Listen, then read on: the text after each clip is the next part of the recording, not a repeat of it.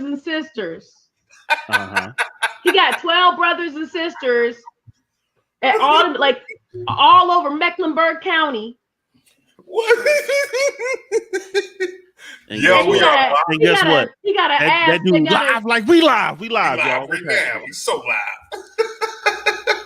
Candy said the nigga got babies all over Mecklenburg. All over Mecklenburg County. 7, 8, 9. Yeah. No, 12. He got 12 siblings in Mecklenburg County that he knows of. Then when the nigga turned 26, and he at his wedding, 3 more of them motherfuckers showed up with his daddy. Like we all know somebody like that. So yeah, we need to stop acting all right. Yeah. We gotta stop acting like life is black and white. Life is gray as fuck. And everybody don't tell you about all their hard shit. They just take selfies together and motherfucking go to where Miami or some shit. Right. And some people do that shit too because they fucking jealous. You know, you got to realize that there is a sect of people out there that will see you and your partner, and it is a turn on for them to infiltrate and to just fuck shit up. Yeah. Just because they want to test the boundaries. They'll let you do whatever you want and then come with the threats later on and shit like that. So it's a setup game. It's a setup game. You know what I'm saying? So, and that's whether you straight, gay, lesbian, non-binary, you know what I'm saying, transgender. It's people that want to get with you to fuck your shit up because they ain't happy. Is binary fabric? Never mind. Don't do that to them. Don't do that. Don't do that to my non-binary folk out there. Do that. Let's not. You know what I'm saying? My people, and I like to call them my middle people. I like to call them the cream and the Oreo. I really don't know. I really don't know. I'm not young enough to know. All the people of the alphabet we support. We love you. Yeah. I mean, they in the alphabet. Okay, that helps. That's what you had to say to me. Yeah. They're all in the alphabets. What up, Danny? Yeah, so all right, this is episode 142 of 142 of Intelligent Ratchet. Your host, call me Just Specs, whatever you call me, as long as you know me. Got my man Bishop here. P9 is on the way. We got the phenomenal Candy Carver in the building as always, and we in here. How's everybody week going? Week is going good, man. Week is going good. Every day this week and last week felt like 3 days, except for today. Right. Because today I remembered who the fuck I was and adjusted, and it's been great. You remember you were great. You woke up, you said, you know what? I'm motherfucking Candace Earthseed Carver. Right. No, like seriously, I'm dead ass serious. Like we forget to take care of our own, like our emotional needs sometimes. Right. And the world that we live in will fuck up. Like we'll get fucked up in the world because we're trying to do so much and not take care of our emotional needs. And then it'll feel like turmoil and we don't know why. Right. So I woke up this morning with intention to like do meditative activities until 2 p.m. Okay. And then I would dive into the things that I kept bumping my head and had some artist block. And I had to remember, maybe it was last night. I remember who the fuck I was. And I was like, the reason this challenge is here is because you're not taking care of like yourself the way you need to. Right. And everything worked out once I did. Yeah. Sometimes with me is, what I'm saying, taking a nap, playing video. Yeah, that's real. Sometimes you just gotta touch oneself. You know what I'm saying? You gotta see where you're at. Okay. Yes. Play with your inner child. You know what I'm saying? A little bit. Whatever that looks like for you is what you need to do. You know what I'm saying? I mean, there's no wrong way to love yourself, Justin. Right, exactly. No doubt. Sometimes that's lanolin. You know what I'm saying? Lotion. You know what I'm saying? Wait, what? Sometimes it's a little lanolin. What up? What's happening?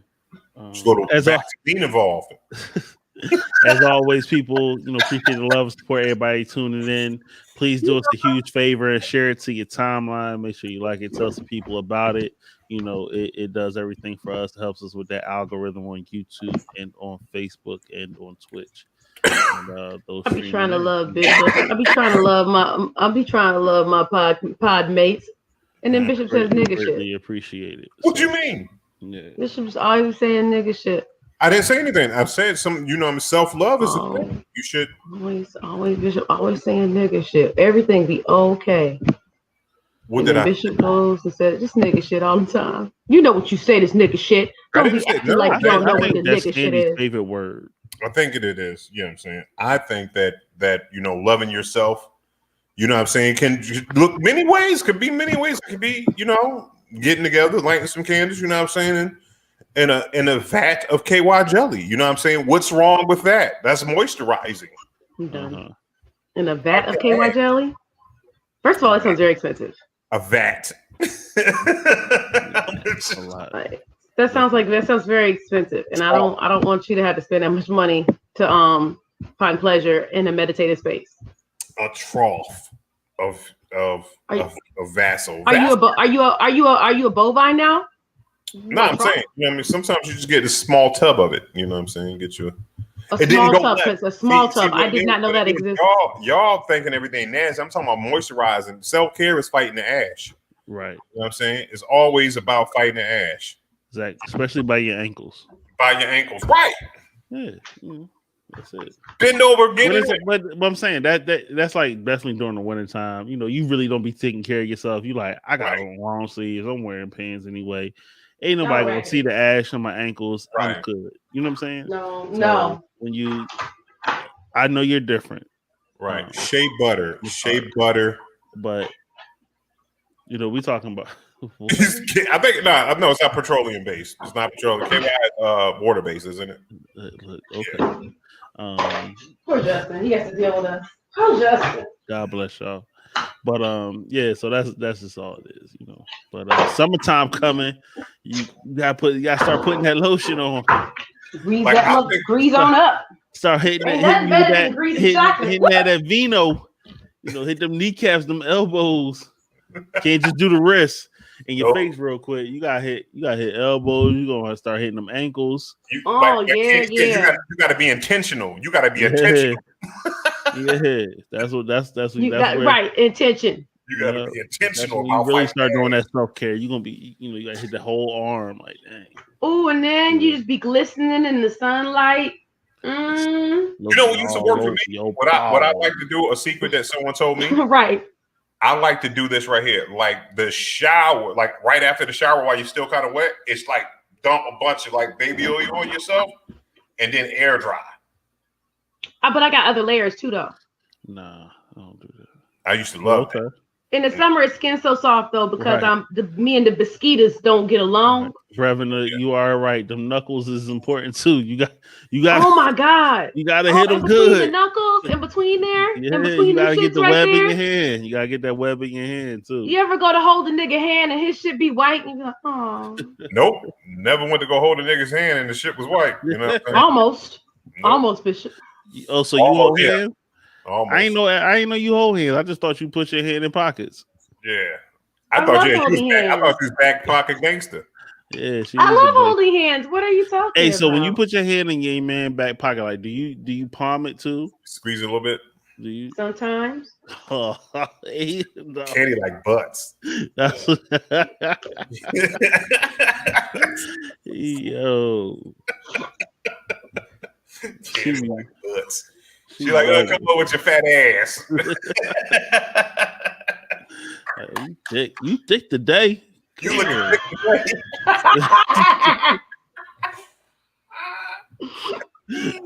You got a badunka dunk.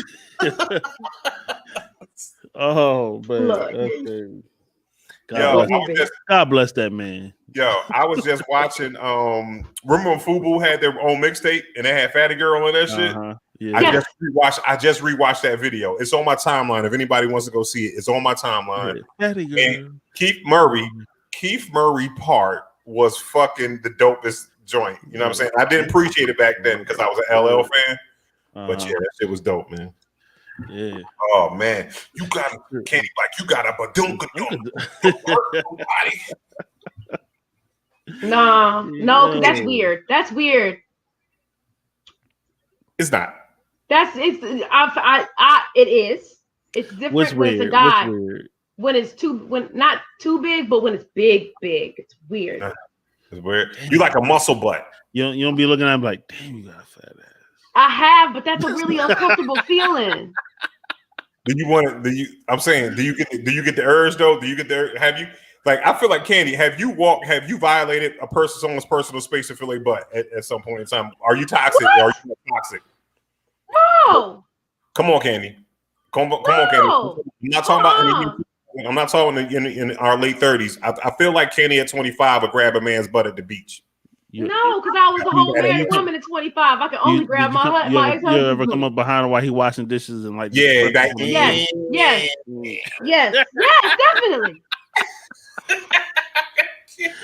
Oh man, Ratchet tears, fellas. Look, just he be sitting there like, yeah, I know, right?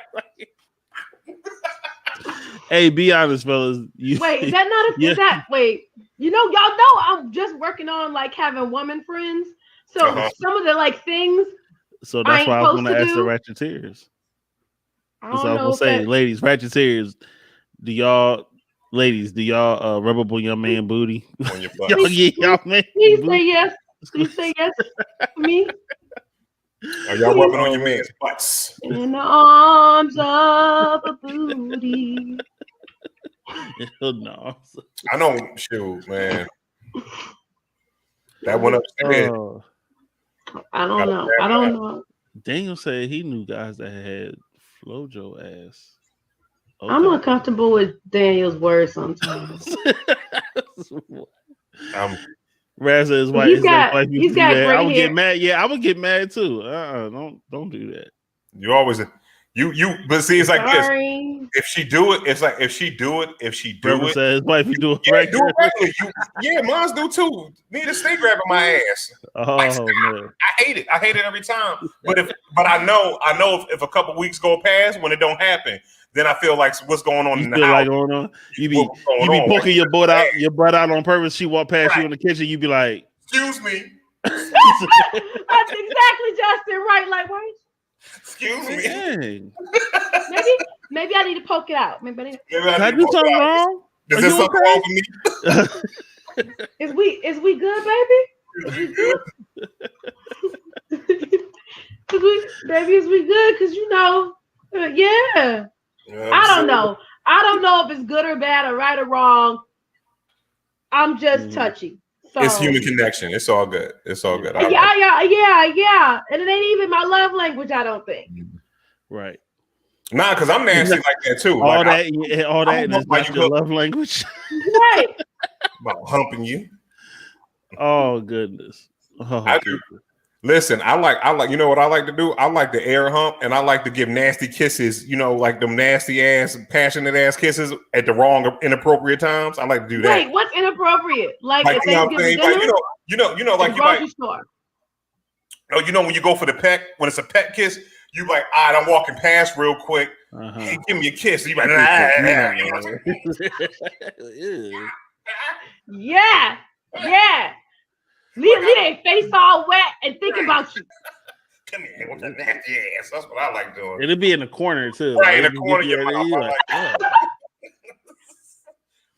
I like it for it to be a bridge and spit between me and you for like 3 seconds. I like it for a little bridge. We making Justin so uncomfortable. He over there like, don't touch me. I've been married before. I'm good. I already know how stuff be. You know what I'm saying? Don't touch me. I like it. You know what I'm saying? If you don't do that, I like to touch stuff. You know what I'm saying? Come here. Hey, this is how we are. This is a show. It's not just a podcast. I don't want to call it a podcast no more. I want to call it a show. But we'll move on from that. So, all right, getting into our local news, our bull and the bull. First thing we want to do is shout out, a good person, friend of the show, part of the show. For those that don't know, Yep. Man, Skyline, who has done our intro, and we Yes. haven't played it in a while. We're gonna start getting back into playing the intro music, which I think is one of the dopest intros. You can go into a lot of our older Facebook posts and you'll hear the intros in it, whatever. And it kind of reminds me of that Jay-Z joint, the joint with Just Blaze. Mm-hmm. Yeah. Off the Black album. Yeah, it does. It does. It sounds. I can't think of the song now. Right. And why public service announcement. Public service announcement. It got that kind of feel to it. It's like public service announcement, and Annie Up had the beginning of Annie Up. Yeah. So it gives me that kind of vibe, and I dig it. So we're gonna start using that on a regular. We gotta get it. As we're still transitioning, working on the studio space, and getting out of the whole social distancing, part of the stuff. We got a lot of things in the works. So we're gonna get back to that. But anyway, so shout out to Skyline, and so he started a YouTube page, but it's all hip hop, just straight beats. Mm-hmm. It's a 24-hour radio station. 24-hour radio station, Kingslayer Radio. So make sure y'all go to YouTube, Kingslayer Radio.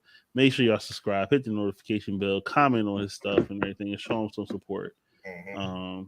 Because he is we give him OG Ratcheteer, affiliation. Yeah, I wish we could have him on the show. I don't think he was available or whatever. Right. So we'll try to get him back on, see how that's going, so we can really big it up. A shout out to Steve Skyline. Right. You know what I'm saying? One of my favorite beats was from him in a beat battle. That joint was called Gospel Crack. Mm. And what I'm saying is this right here: if you had to, the beat sounded as if you were cooking crack in the church. It was dope. Why did I snip the air instead of listen? Oh, she said. Because you're smelling butts. Like, is that a fat ass? Oh goodness. Oh goodness. Smell the fat ass. Gospel crack, like effervescence. Effervescence of gospel crack. I don't know what. I think I was searching for a memory. Is that a weird thing? It brought you back to a place. Right. That memory brought you back to a place where turned on to one of your senses. Yeah, I've had that before. Yeah. Oh, yo. I've had that. That's why I have a problem getting air fresheners for my car. Mm. Why? Because I always want to buy black ice, and it's not appropriate. Yeah, shout out to black ice, because that's like the only one I use too. Like, I don't put the green one in. It gotta be black ice. Exactly. Yep. But it's not appropriate for an adult woman's car to smell like a 17-year-old boy in 1996. No, it's not. That's just a good smelling fragrance. I feel like it is, but it still smells mildly like cool water cologne. It just brings you back to that place. I'm about to go in and get a jar of cool water cologne myself. But it's a jar? You and these jars. I'm getting me a jar. They sell it at Costco. They sell cool water cologne in a gallon container with a pump at the top of it at Costco. What? I'm about to go ahead because you know what's going to happen is no one, like when you about our age, when's the last time you actually smelled cool water cologne on someone? I don't know. It's been years, right? It's been years. So it's new. You know when you walk out, when you walk outside and that cool water hits something, guess what? That's gonna bring back memories. It's gonna bring back nostalgia feelings. That might be a problem. Or some Issey Miyake. I know, right? Issey Miyake. Yo, Kenny, when's the last time you changed your the air cabin filters in your car? Or do you do that? You know anything about that? What the fuck did you say to me? Never mind. Did you cuss at me? No, yes. I did not. He said when the last time you changed the air filters? Yeah, the air cabin filters. I changed or do you know anything about it? Because some people don't know about the air cabin filters in the car. I don't know. Right. Is that where is that where I'm supposed to put my black ice? No, it's not where you're supposed to. But what a lot of people do will put like fabric softener sheets or like some kind of that has a certain favorites in that air cabin filter place along with the filter. So when the air is cycling through the internal of your car, you have that fragrance and it lasts a little longer. Oh, so like a gain fabric sheet. Yeah, you can do that. Yep. That smells better. That smells better than black ice. Yeah, it's more appropriate too. Thank you, Justin. No problem. It smells like you just came back from the cleaners. In a car covered in paint. Right. Every week I spill more paint on the bumper of my car, and it's stressful. It's like a. Hey, you might as well just go ahead and paint the car. I'm not. I gotta get rid of it because I gotta get my truck. So I need to go test drive one to make sure that I really want the one I think I want. You get a pickup. I went and test drove cars over the weekend. That was fun. It's cool. Yay! Yeah. That's good. Think about. Raph said, "What's not safe, Raph?" I don't know. I think they're a little behind on the probably the air cabin filter thing. It probably not. I've seen that before. But never mind. I'm gonna do it. So your car smells like a snuggle bear. Yeah, for real. Facts. Facts. That sounds comforting. That sounds comforting. I want to shout out. For that. He just popped in. Who? He just popped in. My homeboy Knox. I am Knox. What's up, Knox? What's happening? You know like I said, as always, people make sure y'all sharing it for us. Do us that favor. We really appreciate it. But yeah, staying with the local news. Talk about the whole Google thing. Y'all know anything about that? Okay, hold on. This is shout out to Keish. We go. I think she's looking at. This is about to be Candy's Keisha moment because I've talked to Candy about Google, and she feels very strongly about what's going on with Google. So go ahead, Candy. I'm gonna let you take it since you feel so strongly about it. Oh, we're just not. It's just gonna be me. Okay. No, all I'm saying is so Google is bringing a engineer hub to the area, right? And everybody. The day that the news dropped, seemed not everyone, many people seemed excited, and when they even talked about it in the news, they made it seem like something that was positive for the area. Right. But if you look at the way that big tech impacts communities, it's not really that positive. I understand that. I understand that they lead with the whole idea of bringing jobs to the area, but all that means is that there's going to be a space, and there are going to be jobs that are going to be filled there. It does not have anything to do with bringing the jobs to the area for the people who live here. It has nothing to do with that. Generally, they get big corporations will get tax breaks to be able to relocate here so that the state or the city can say, hey, look what we have here, because it's a whole like amusement park thing now where your city matters if you have this thing and this thing and this stuff here, right? But if we talk about the quality of life and how that 1,000 people, those initial 1,000 jobs that average at $100,000 impact the community and the quality of life for the rest of the people who were already here that aren't going to be employed by Google, it's not really a good thing, right? We already are seeing but a housing market that's creating challenges for people to rent or own. Okay. Right?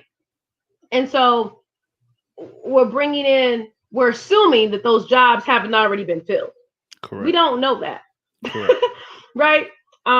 It's cheaper for Google and other big tech stuff to function here than it is in Silicon Valley because they made it so expensive, right? Right.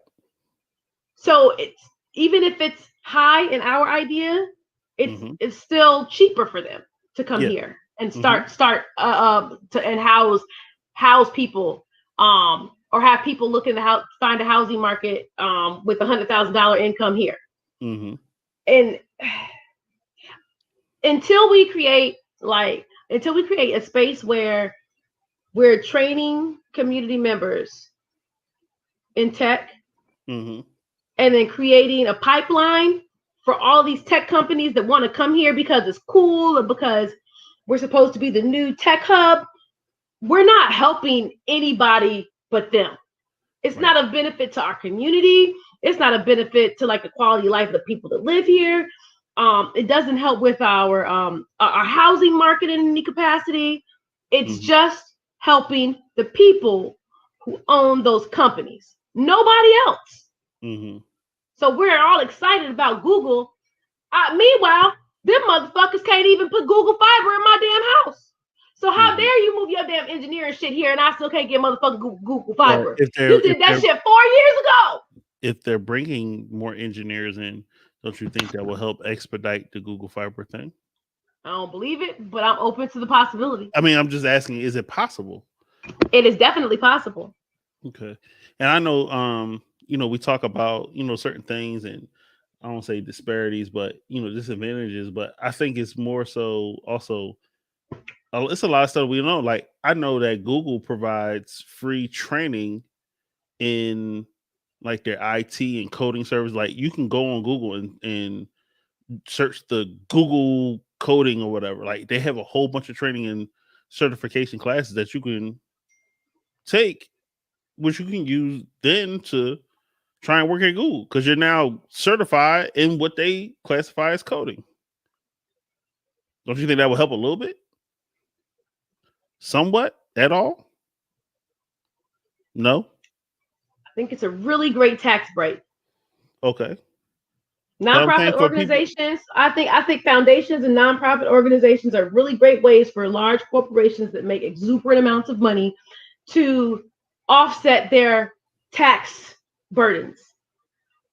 I'm not saying that they are never doing anything intentionally positive, but I don't believe that it adds up to equity, the kind of equity that allows for you to come to a community and the community members that actually live there be able to come in and get entry level jobs. Correct. I understand that part. And I agree. I'll shut the fuck up if when they come, we get people this piece of fun hair. I'll shut the fuck up if when they come, they create a space or a program that trains and creates a system for those trainees to be integrated into the Google workforce or into other big tech that have been localized tech workforces. That's a different thing. But right now, they're just coming here because it's cheaper than fucking Silicon Valley. Okay. And paying people that they've already hired $100,000 and then labeling it as bringing jobs to your fucking area. Yeah. They know what they're doing. Cautionary tale is what you're saying. It's all, it's be cautious. More PR than say, I get it. I understand. Definitely. And I agree with what you're saying. Well, how about this? How about everybody that's getting your STEMI check? Let's go ahead and put our money where our mouth is and take some of your STEMI check and then buy Google. It's enough STEMI checks out here to buy Google. It is, but even when we talk about stimulus checks, I think it's very assumptive that we think that everybody or the majority of the people don't need the money, like that it's excess. Like I think it's really interesting that a lot of the conversation around stimulus checks revolve around the idea that people in our country aren't financially struggling, right? That they're not behind on their mortgages, right? That they haven't had to figure out cost, right? That they haven't had to figure out extra costs of childcare, right? I just think it's interesting that our dialogue I know you're a comedian, Bishop, but I just think it's interesting that our dialogue assumes that it's excess for people versus a necessity for them to be able to survive. I say this because I think I speak to the people of this right here, because again, when I say let's spend your STEMI check on buying Google, I'm not talking to the person that actually needs the STEMI. If you buy Google and you actually need your money, you're a fucking dumbass. Okay, I'm just going to say it. You're a fucking dumbass. Don't fucking need your money and then come with Bishop Omega and this motherfucking scatterbrained ass idea for money. You know what I'm saying? Now, if you are okay and you're financially able to, and the stimulus check money is, and I'm not asking for the whole stimulus, but if you do have, then try to. You know what I'm saying? So you're saying, like, if you're a person like Danny who buys a fresh pair of sneakers just to cut grass in, you know what I'm saying? White sneakers too. Yeah, exactly. You know what I'm saying? And white pants. He get a whole white outfit and cut grass in. Cut grass, and then go ahead and use that for something different. I mean, he draws comic books. You know what I'm saying? You can tell he's fucking rich. Yeah, he's talented. He's talented. You know what I'm saying? Because he draw, like, look at Candy. Like, she's like, yo, Candy once put a red line on a piece of paper and sold it for $2,500. Right. You know what I'm saying? Come on now. She was like, I was just. It wasn't a line. It wasn't a line, Bishop. It was a piece of tape. It was a piece of But okay, but at the same point, okay, we're talking since we're talking about the STEMIs or whatever, and yeah, most of the people, I would say, there's a lot of people that could use it or should be. I'm gonna say should be using it to pay down debt or pay on bills, but a lot of people aren't. They're being irresponsible with it, and because I went to the mall, balling, and Foot Locker had a line. Athlete's Foot had a line. Foot Action had a line. You know what I'm saying? Like a lot of these stores was packed in there. What I buy? Was you getting shoes too? Yep. I bought shoes for me and my kids, and I bought some stuff because we're going to Disney. Shoes. Right. But however, I'm going to say I was doing that regularly because I don't get a stimulus. Not that I understand. Or anything. I was going anyway. I wasn't trying to be funny. So. I won't try to be funny, Justin.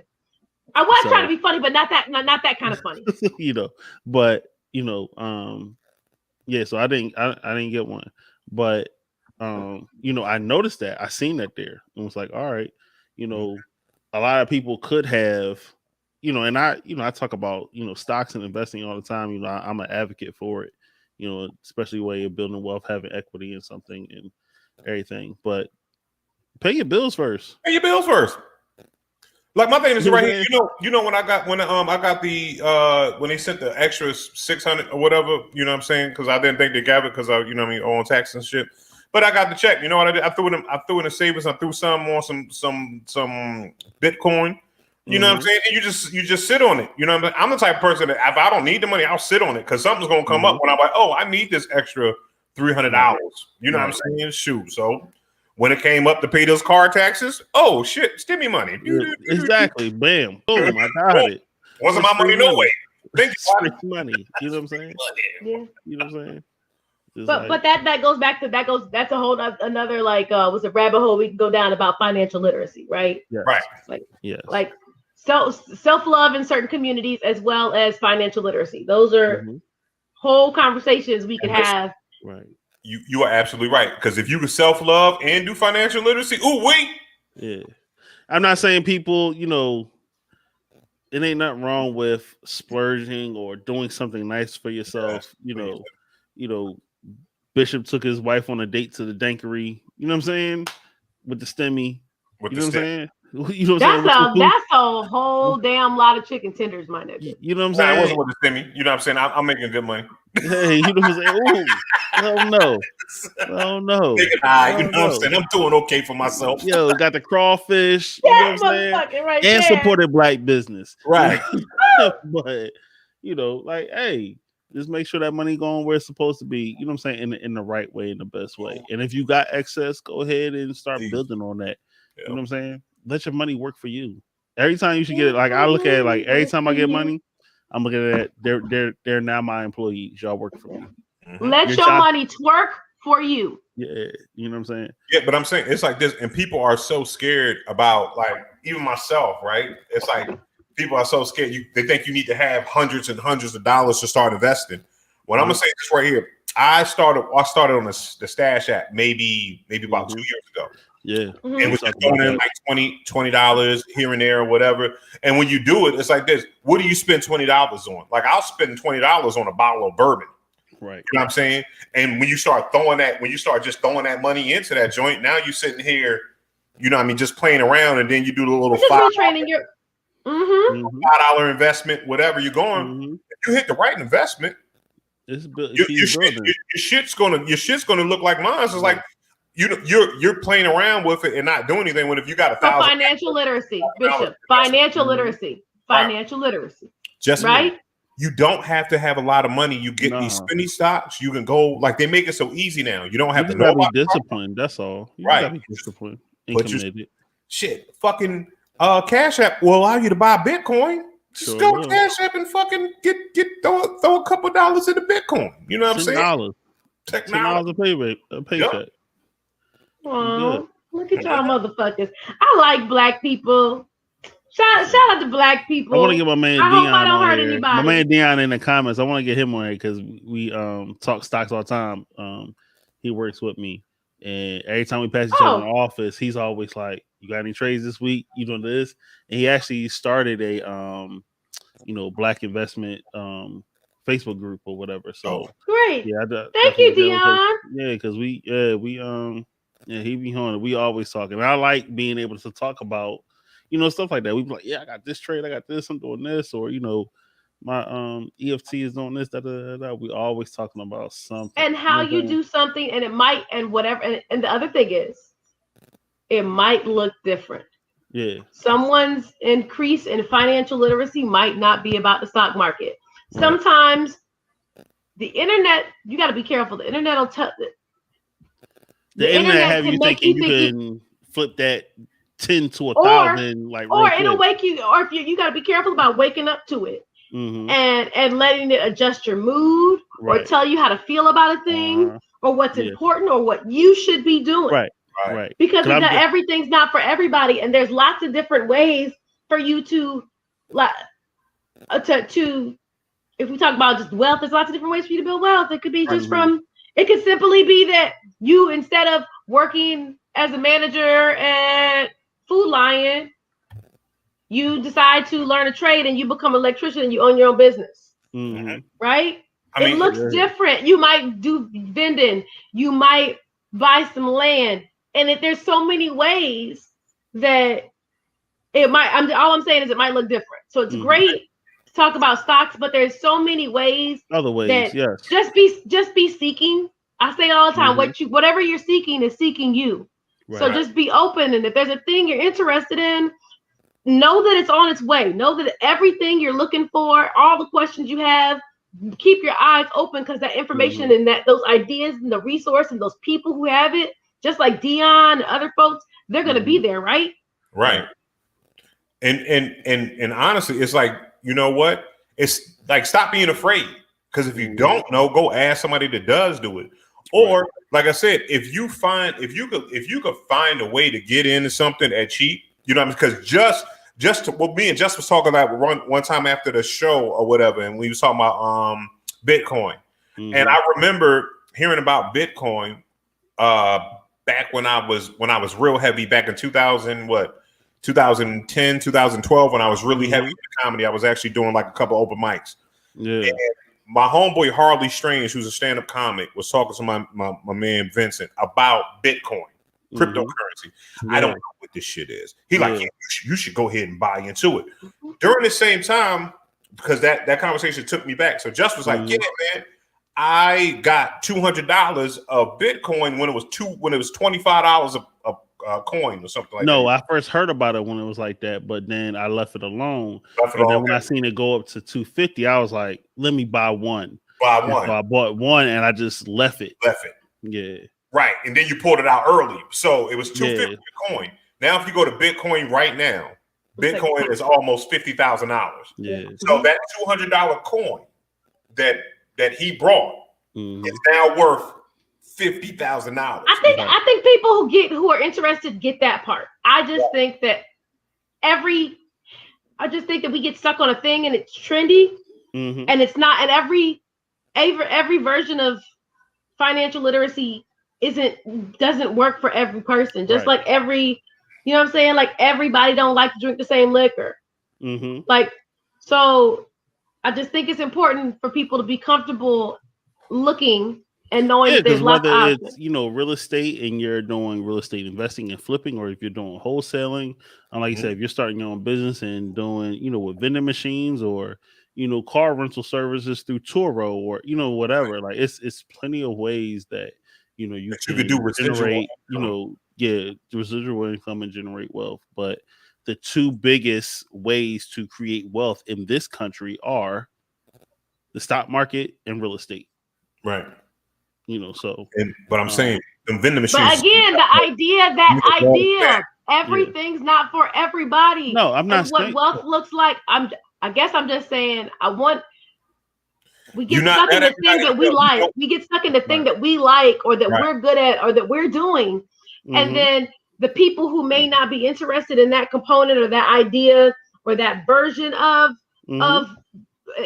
like financial literacy, I'm using that term to be broad on purpose. Then we leave. They get left out, or they become disinterested. And I just want the door to stay open wider than the idea that those are the two ways, and if you ain't doing it those two ways, because as much as that may not be what you mean when you all are saying it, for people who aren't aware, are uneducated, or just newly introduced, they may process it that way. So I just want to keep the door wide the fuck open. I want the whole damn gate to be open and say that there's lots of different ways. Yeah, there's lots of different ways.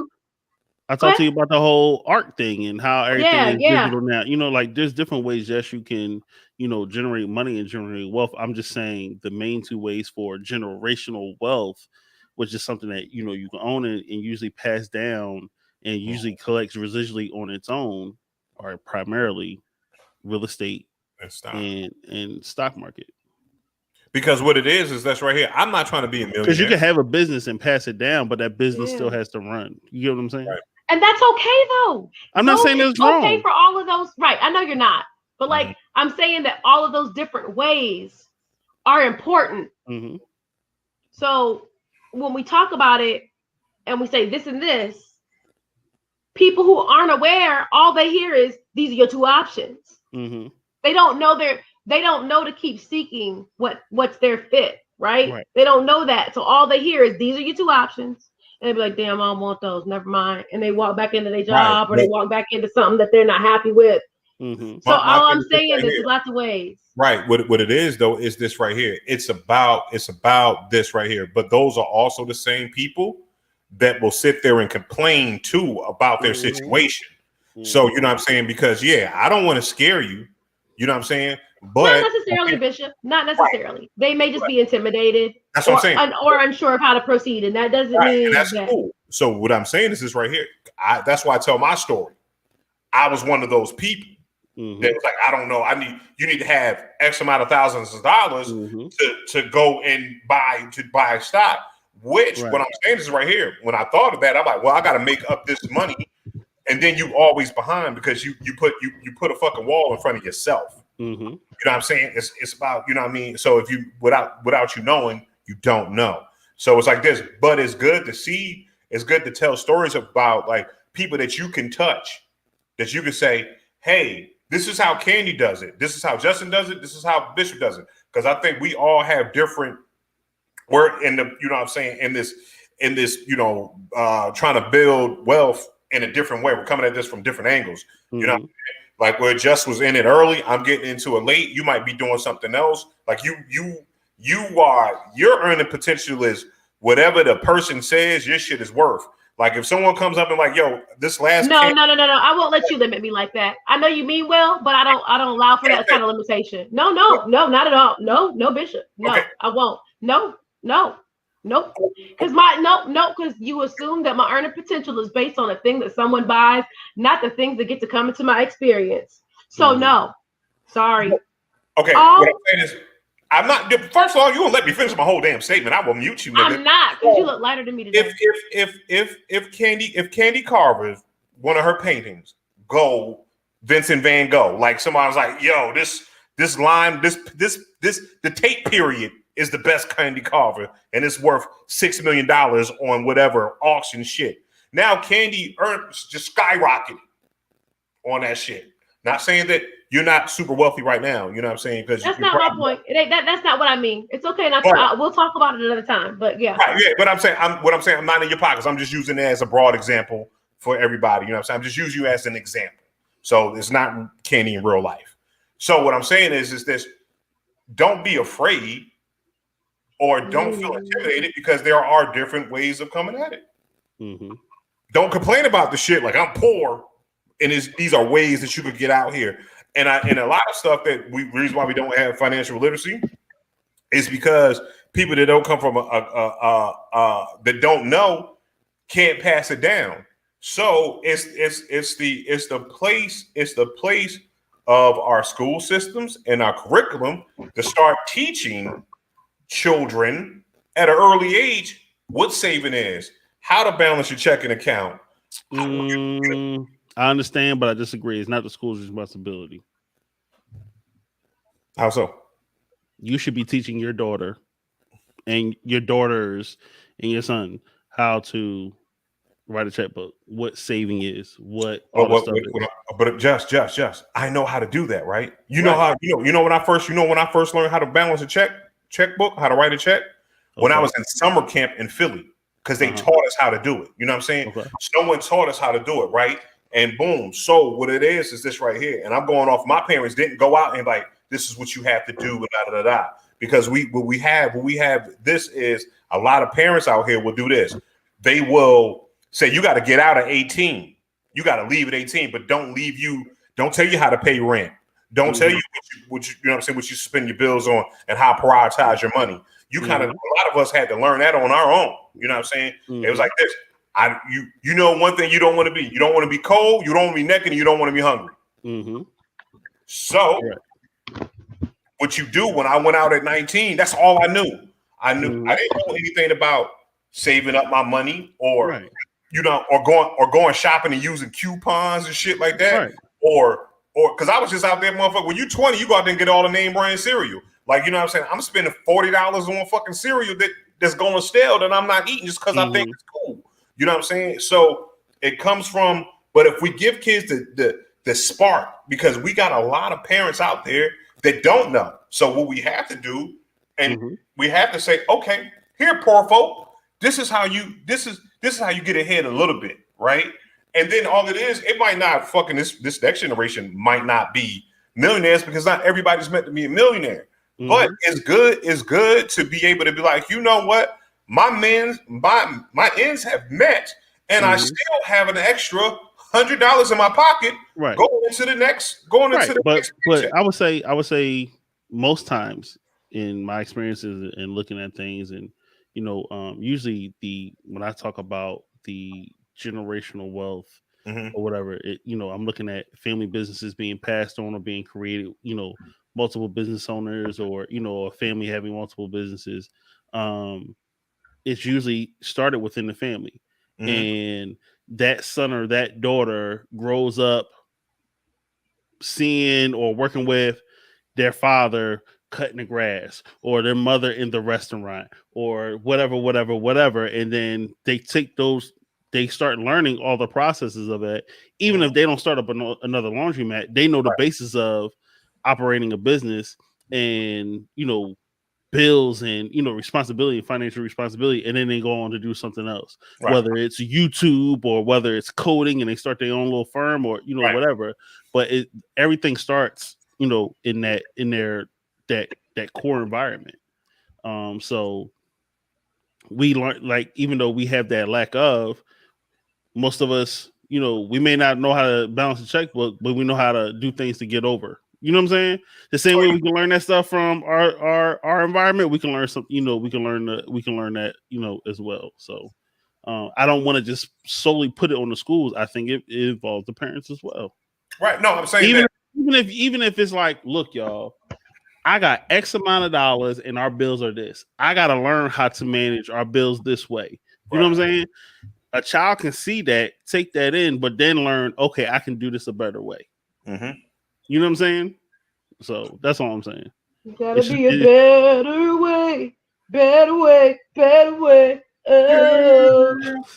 Anyway, all right. So we deep dived into it from the Google all the way into that aspect of it. And Candy got mad at me. It's always good when Candy tries to get mad at me. I like it. You will not tell another person what my worth is. I'm like, no, Queen. I was just saying the fake candy. Right. It was a candy. It was a candy on Earth 616 I was talking about. So it don't matter. I don't really be mad. I still love you, motherfuckers. So it don't really like. It ain't like I'm mad. That's a second favorite word. Makes you mad. But okay. You know what would not make her mad no more if she went and got a donut. If you got a donut. All right, y'all don't know. I don't like sweet foods that much, so no. Right. Just go ahead and get a Krispy Kreme donut. I don't like them. They're too sweet. They make my stomach hurt. You crazy. But you could give it out to the kids in the neighborhood. Yeah. I feel like you would have a donut launcher. If you could make a donut launcher, you would shoot donuts in crowds of children. If you ever been, you've been to my house before, but you don't. But it was I wasn't there during the daytime. Time. Uh-huh. Yeah. The kids in my neighborhood, now they're a little bit older, but 3 years ago when they were still all in elementary school, I'd get consistent door knocks and rings. Miss Candy, they sit outside the house. They sit outside the house during my birthday parties and then come over the next morning asking for leftover birthday cake and hot dogs. That's crazy. And I give them. Yeah, so Krispy Kreme is giving out donuts to people that have their COVID vaccines. If you have your COVID vaccination card, you can go to a Krispy Kreme and get a free donut every day until the end of the year. One free donut. So that's dope. I get diabetes and not COVID. I was about to get out my head. Get out my motherfucking head. I hate you. We are on the same wavelength. You know what I'm saying? Krispy Kreme, like, get that diabetes because we don't want your blood sugar to be dropped and you start calling black girls niggas. So Krispy Kreme is helping you on both sides. It's helping you. We don't want that blood sugar to bring up your racism. Mm-hmm. Or, you know what I'm saying? So man, I think that's dope. I think that, you know what I mean? I think that what Krispy Kreme is doing is at least they're getting people talking about it. Even if, like you said, if you don't eat donuts, you can tell somebody, you know, Krispy Kreme got that if you get the vaccine. But every once in a while, you're going to have that craving. You may be at the light. It's a Krispy Kreme across the street. You see that light come on. I have never in my life been like, ooh, the hot sign on. Let me go make my stomach hurt. Because you don't like vegetables. But I have been. Oh, excuse me. Because you like vegetables. You said you don't like sweets. I do like vegetables. So what if P.F. Chang was like, yo, we giving out free snow peas? If the smoothie joint was like, come through, I got you on that vegan smoothie, I'm coming. Extra spinach a little bit on the inside. You know what I'm saying? Kale probably over. There it is. We're gonna eat some kale chips free, whatever. I like kale chips. I make kale chips. Oh, really? Yeah. Cool. Kale chips, post them off, put a little sauce and oil on them. Yeah. Bacon. I've heard about it. I just ain't never made them before. Yeah. But like there are other places. So Krispy Kreme is doing it, but also there are other businesses that are giving out things depending on where. I heard like dispensaries and states that have recreational legalization, giving things away for free, bodegas, everywhere. There's lots of places that are trying to entice folks or save lives. Right. Mm-hmm. Do you think if Krispy Kreme would have been on like, yo, we'll give you one donut if you rock a mask? You know what I'm saying? Where the mask would be. So do you think? Do you think Krispy Kreme would still be in business now if they was doing that stuff like right last week with spring break in Miami? Boy, man, look at Justin making motherfucking spring sense. Hey, you know I do this, but so it's just like that joint in Miami was ridiculous. I saw the one joint. I saw that one video where the dude tried to run out on the check, and the staff chased him down in the middle of the street, and they like tackled him and everything. Like, yo, that bill must have been high as hell for you if you had motherfucking staff chasing you. You know how much drinks are in Miami? Have you been drinking in Miami before? Yes. Drinks in Miami, you be so confused about your bill. Yeah. Like, wait a minute, this was just how. Yeah, it's crazy. Never mind. I've never drank it. I've never gone to Miami. I've never bring your own liquor. Go to the liquor store. Don't do it if you can help it. Like seriously, buy one drink there if you have to. Right. Otherwise, drink it in advance. Just don't do it because that might have been what happened, Justin. Justin, that might have been what happened. He never had been before. Still. That's what I'm saying. He must have ran the bill up like, yo. How high is a bill? Like what's like do tell for you balling ass Miami? know what I'm saying? Why does Long Island iced tea cost $27? Yeah, What the crazy. fuck? Is top shelf? Nah, it's just Miami. It's just Miami. That's all. Oh, so you talking about like how many? Unless you go into a spot like what's the ones that Something make more casual. the 190 octanes? What's those joints? Fat Tuesdays. You know what I'm saying? Unless you go Right. to a spot like Fat Tuesdays or whatever. Like a chain good. restaurant where the prices are fixed. Yeah, Right. if you go to an actual like bar or club or spot like that, nah, bro, you out there with the bill. They up there with it. Yeah. So just one round. So one round is about $200. Craziness. That's why I'm glad when I went, I had to pay. Right. I knew, but I didn't have to do it. So I can't imagine having to do it. I feel I see why now Instagram is really starting. The world of Instagram is starting to make sense to me now. You know what I'm saying? When people get flued out to Miami and they be like, we in Miami right now, we drinking these cocktails. Yeah. That's why the sugar daddies are out there in Miami at 45 years old. You know what I'm saying? Because I hear like, why you too old to be at spring break? Nah, these dudes out here with that money, out here trying to get that honey. You know what I'm saying? I see what you're out here doing, old dudes. You got that extra disability check. You ain't doing nothing. Well, you go down to Miami for spring break and ball out. Why I see people I knew, I'm gonna get in trouble.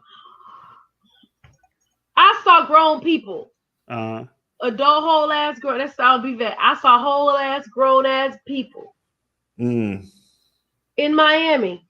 Yeah.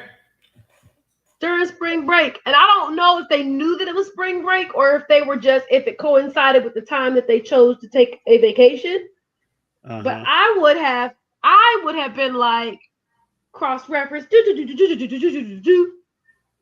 and been like, ew, let me not go when the rates are going to be higher, right? For no other reason. I would have not gone because the rates are high. That'd been my first reason. Like, if all the rates are going to be higher because they know a whole influx of people are coming. I don't know. That would have been me. That would have just been me. But Candy, you are going down to Miami for different reasons than you ain't never lied. I like to go during December.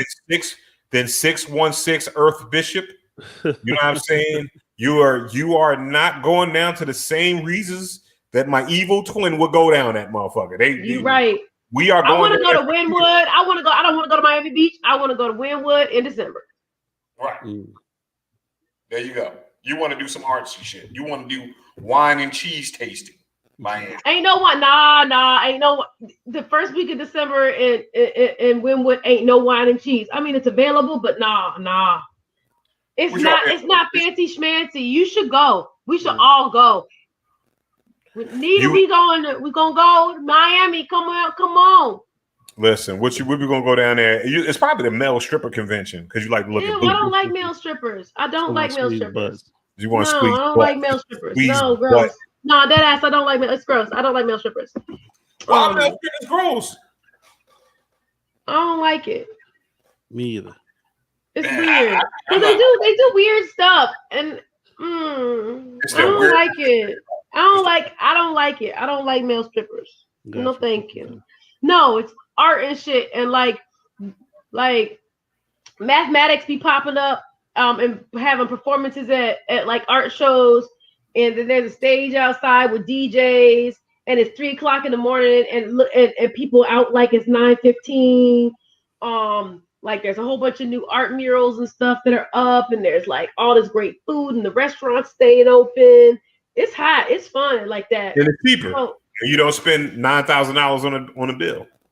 That part, that too. And you can say I went to Miami. You can still ball out on them. And then you go to like there's this place I'll remember it in a second, but it was like another little cut area, another little neighborhood, and it was a bunch of warehouses, and I got a contact high because I thought at first that it was smoke, like a smoke machine. Mm-hmm. But it was actually weed. Miami has other concerns that are not marijuana, and so everywhere you go just smells like marijuana. I remember driving down the highway and being like, Yeah. Well, I mean, when you were built off cocaine, you know what I'm saying? I mean, it's like this. Exactly. If you like, you know what? I'm worried about those keys. Okay, I'm not caring if you burning a half an ounce. That's right. And that's what I'm saying. They have other concerns. And so I get it. But yeah, so well, the main concern right now is that Miami's on lockdown due to all the ratchetness. But the thing is, it's Florida, right? It's Florida. Yeah, Florida was open. The government ain't care. He was just like, "Yo, we out here." You know what I'm saying? So Bishop, I had already heard about people not wearing their mask. You know, they just fancy free and uncomfortable. Yo, my thing is this right here. Why are you coming from a place that wear mask and then you just say, "Fuck it, I'm not gonna wear my mask"? Because you're tired of doing it and you have a low. You have a low. Everyone's resiliency capacity has been diminished through this, and so if you was a weak motherfucker already, it never really worked for you, and if not, you're over it and you're just trying to do it because you're supposed to. And it's just hard, and hard for some people means they just eat all the chicken instead of giving a fuck. They eat all the fried chicken. They know they shouldn't. They know it's not good for them, but they're tired of managing their diet, so they just eat all the fucking fried chicken. That's what it's like. I know it sounds like a weird comparison, but like how our brains process things as humans, right? We get worn down, and some people's level of resiliency, for whatever the reason, it doesn't make them a bad person. They just have a lower level of resiliency in these spaces, and so they go somewhere and they want to have fun and pretend like the shit that's happening isn't happening. That's all we really want to do. I mean, yeah, but I think there should be some more personal accountability and responsibility. I agree. Like when I took my trip and everything, and I was out, but I'm hiking, so I know there's not a lot of people on these trails or out in these mountains in Sedona and the Grand Canyon and everything. So it's like, okay, I ain't wearing my mask out here. You know what I'm saying? Right. I'm passing you, I'm walking past you. You know what I'm saying? Like I ain't sitting here having a conversation or anything. So, it's a little bit different. But now if I'm, in a city in a congested area or building anything like that, I'm go ahead and put it on. So yeah, I agree with you. I mean, it's like out here now.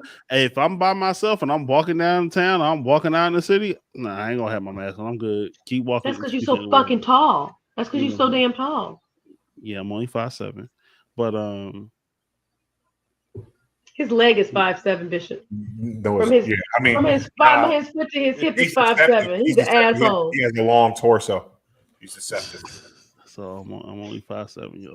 But yeah, Miami that's very interesting. And Bishop and I were talking about COVID numbers.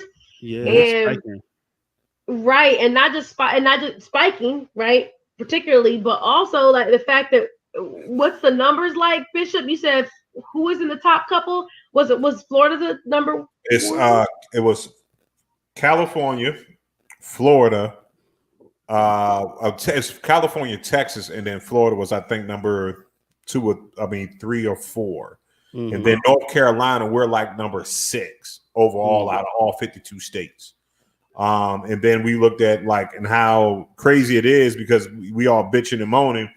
And Candy was saying, I feel bad for the people in Brazil. We had this major outbreak. And if you look at Brazil is, I think, number 2 at 11 million confirmed cases. Then there's another country after them that's also 11 million cases. But this United States of America is almost at 30 million cases, confirmed cases. So we are leaps and bounds, like almost triple Brazil. Mm-hmm. You know what I'm saying? So it is like this, and we're supposed to be the fucking richest country in the world. We have the resource for this not to be an issue in the capacity which it is still fucking up, which means it's an American and cultural problem because we were not taught. We don't have a culture of caring about other people. And I'm not saying that you don't learn in church or your home, but just even the way our teenage version of capitalism functions doesn't teach us as a society to take care of each other. Be not assholes. Like if you think about this, our culture is this right here. You know why? Like it's kind of like this. I remember when someone felt offended because Durant did not want to learn English, right? He's a boxer and did not want to learn English, right? But then we'll turn around and expect every country to put signs in English. Mm-hmm. Yep. Because we don't want to learn, because we aren't teaching our citizens multiple languages because they might get smart if they have more synaptic connections, and then we can't get over on them no more. I sound a little hoteppy. My apologies. Yeah, you did. You went full on Pokemon. Pokemon will work. Gotta catch them all. They're right. like China cares about China. They're like, oh, we know it's illegal for us to make these bootleg contacts and this fake milk, but we don't care because our citizens have employment. And I'm not saying it's a great thing, but the idea that we care about our citizens, we want our citizens to be employed and intelligent and healthy. We don't do that here. We're teaching people to only care about themselves. And I'm not saying that everybody only cares about themselves. There's lots of great examples of people caring about each other. However, as a society, that's not reinforced. Our country doesn't structurally do a good job of reinforcing that. No. At all. So I think we got a couple other topics that we got to jump into. Yeah. Have you ever itched your nose on your microphone before? Try it. It feels really good. No, because I don't want boogers on my microphone. Oh, you got a dirty nose. So keep going. I want to talk about how the NCAA is fucking up women's basketball. You know what I mean? The blatant disregard for women's athletics. You know what I'm saying? I want to snatch your legs off. So wow. And that's Morgan. Shout out to Morgan. We're gonna get him on because he works with Danny with Fourth Wall Production.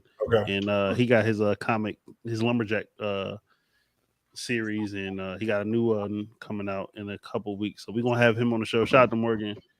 Shout out Morgan. If y'all need some voiceover for your animated series, call. Yo, we on here. We out here. You know what I'm saying? We out here. I could be as I got some dope ass supervillain lines too that I wanted to say too. I got a bunch. Got you. You know. What you been out? What you saying? I love. No, I'm talking about the NCAA. She don't care about that. Let's go back to the NCAA. Right. Don't do that. Because you could have turned that. You could have flipped that. Like, you know who else is a supervillain? The NCAA. See how that is? You see how that works a lot better than being so. She don't think like us. She don't think like that. You know what I'm saying? Because she like to fight. She like to fight and touch booties. That's it. She just want to squish booties. You know what? You like to fight and touch booty. Hold on. I think you might be a fuckboy.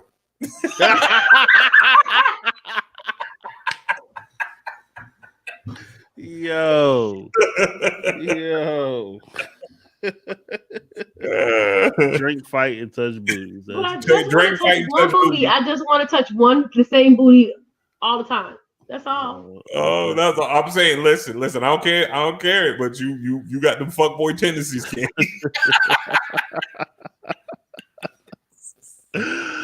But yeah, speaking of fuckboys, the NCAA, man.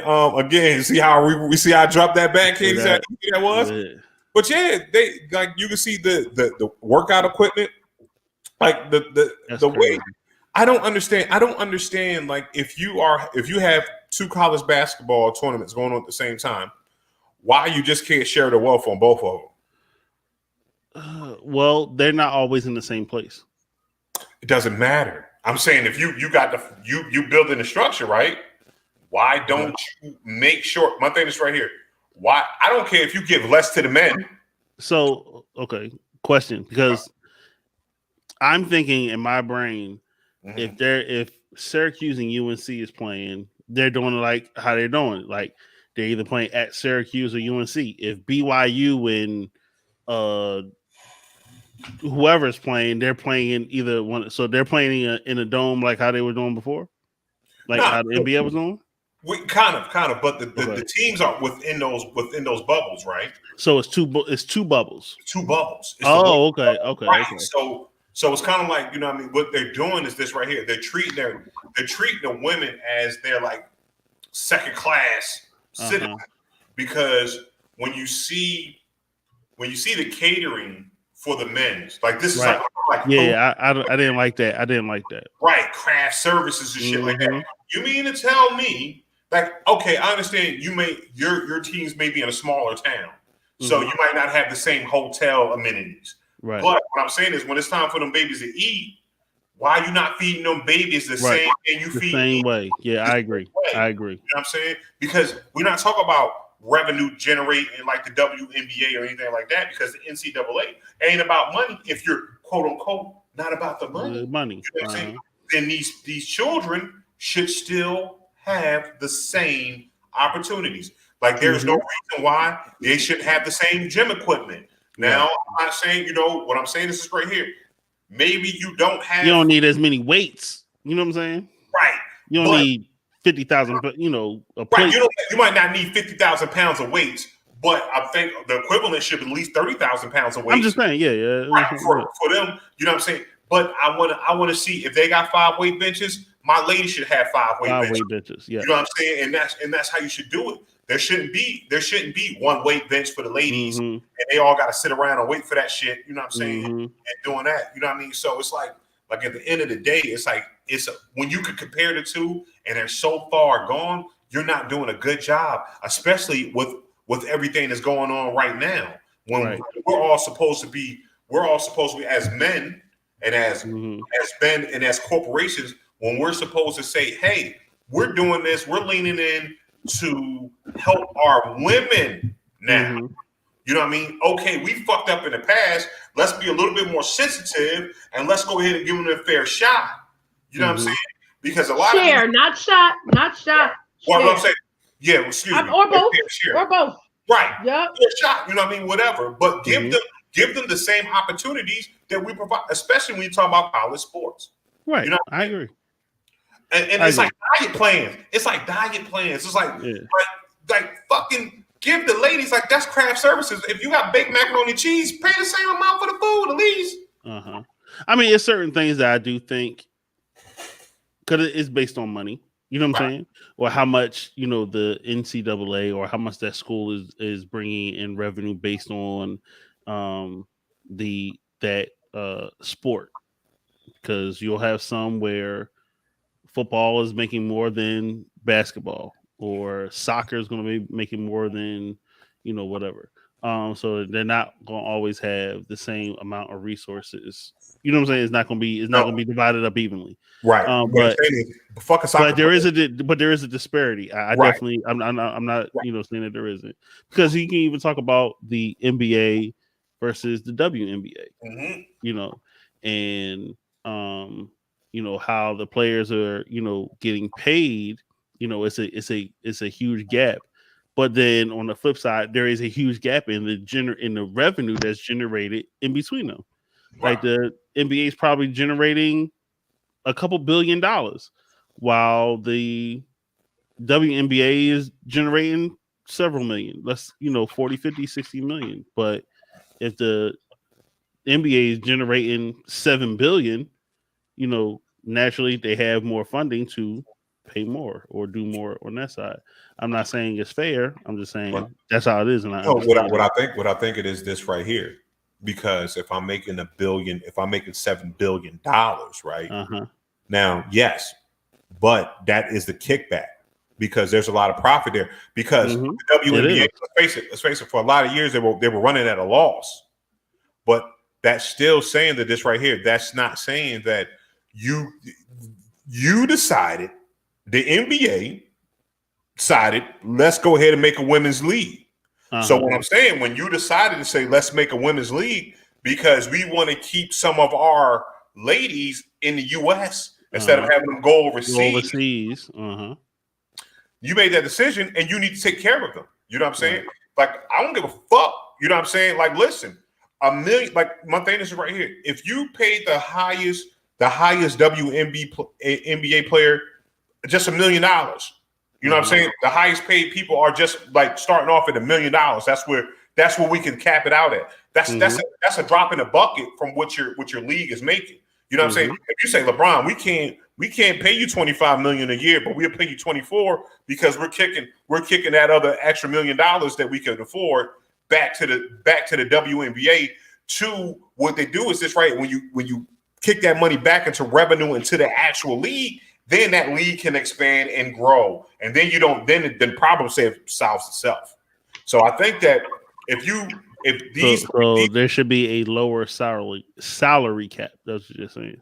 No, I'm saying they should raise what they're paying comparable to what it is. It's like this. But in order to do that, then they need to lower the salary cap to the NBA so that they can raise the salary cap to the WNBA. That's what you're saying. That's what I'm saying. I'm saying that take some money out of the billions and the billions of dollars that you're making, and set some to the side. When's the last time you watched a WNBA game? It's been a minute. Like I'm saying, like it's been a while. Okay. But outside of the NCAA, women aren't allowed to go to the NBA or the WNBA. Outside of something about women dunking. Women aren't allowed to. I'm not talking about NBA. Can I finish? No, I'm sorry, I didn't mean to interrupt you. I was commenting on that. I'll type it in here. So keep going, y'all. Y'all have a. I did not mean. I want to get your input too, but I'm just. No. 2 men are having a conversation about women. Continue. No, we're talking about a league. We're talking about a league. Oh, okay. Go ahead. I didn't say anything about a woman. I didn't say anything about a woman not being able to play is better or whatever. We're talking about the dynamics of a league. So you haven't watched WNBA game. I haven't watched the NBA in a while. Okay. Right. I haven't watched either one. Outside of the NCAA tournament, when's the last time you watched a NCAA a women's game on NCAA? Oh shit! Okay. Hold on. What I'm saying is because I've had these conversations with people, and I think a lot of it is we're not giving the athletes any attention. If we're not giving them the views that they need, they're not generating the income from the TV stations or endorsers or anything. So if we started watching the games more, start supporting it more, they'd be able to generate more revenue. What I'm saying is right. Which then will be able to help with the salary caps. If we put the same amount of marketing in the WNBA, that's what I'm saying. If we did that, then we do the NBA. Then guess what? We will have a lot more options. You know where it starts? Bringing women into the conversation. You're right here. You could have been talking anyway. So no, I couldn't. No. Yeah, you could. You all had a handle. And I love you both, but this is what happens. Please don't get defensive. I don't mean it in a hard way. This is what happens in those dialogues in a lot of spaces where we talk about gender equity or things being equal for men and women.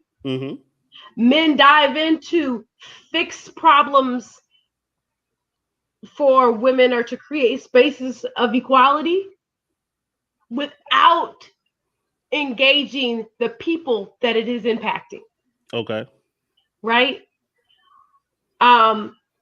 It's a challenge sometimes to get adult men to call women and not girls. So to think about the paradigm shift that has to occur for them to be treated, you still call adult women girls. And I know you're so comfortable that you don't even realize that it's an issue. You're so comfortable in it that it's like, what are you talking about, Candace? That doesn't matter. But it's a big paradigm shift to let go of the control of needing to fix and engage the population that you're actually impacting. You're rather impacting. And that's the solution. So I'm not discounting any of the things that you all are saying, but what I will say is what I said. Okay. So that's it. So how do we fix it, Candy? Yeah. You said what you said, but what's the solution? We're trying to figure out like why the NCAA or the WNBA isn't getting the light that they should. Honestly, we're talking about the NCAA. Why they can't see the difference where they're at with the ladies basketball, because it's all collegiate sports, right? They're not paying any of the players any money. Right. So if you're not paying any of the players any money, why does the center of UConn's women's basketball team have a fucking cookout tray while they have lobster and shrimp and baked potatoes and all the other shit on the other end? Yeah. Like, so I'm saying, it's like this. That's what we're saying. Like, nah, that shit is bullshit. And then why can't y'all see that? Because y'all supposed to be, and Candy probably said it was like, oh, well, they're not bringing enough revenue, and they're playing only in Spokane, and it's only 6 teams instead of this, that, and third. So they don't need much. You should fuck it, have a surplus. You can afford it. They're not even able to use the NCAA March Madness logo designs within their game settings. So if you were listening to us, we were saying that wasn't fair. Right. I heard all of that. Okay. I heard all of that. I'm not, again, I love you both, and I'm not trying to come for you in a negative way. I just need you to realize that this is a microcosm of what happens. So we shouldn't talk about it, basically. Is that what you're saying? I'm trying to understand. I'm asking questions to understand. It's not that you shouldn't talk about it, but it's the idea that you all should talk about it and figure it out, and not be like, hey, this person that may have the viewpoint of the group that we're discussing, they might be better equipped to come up with solutions, or let's at least engage their perspective.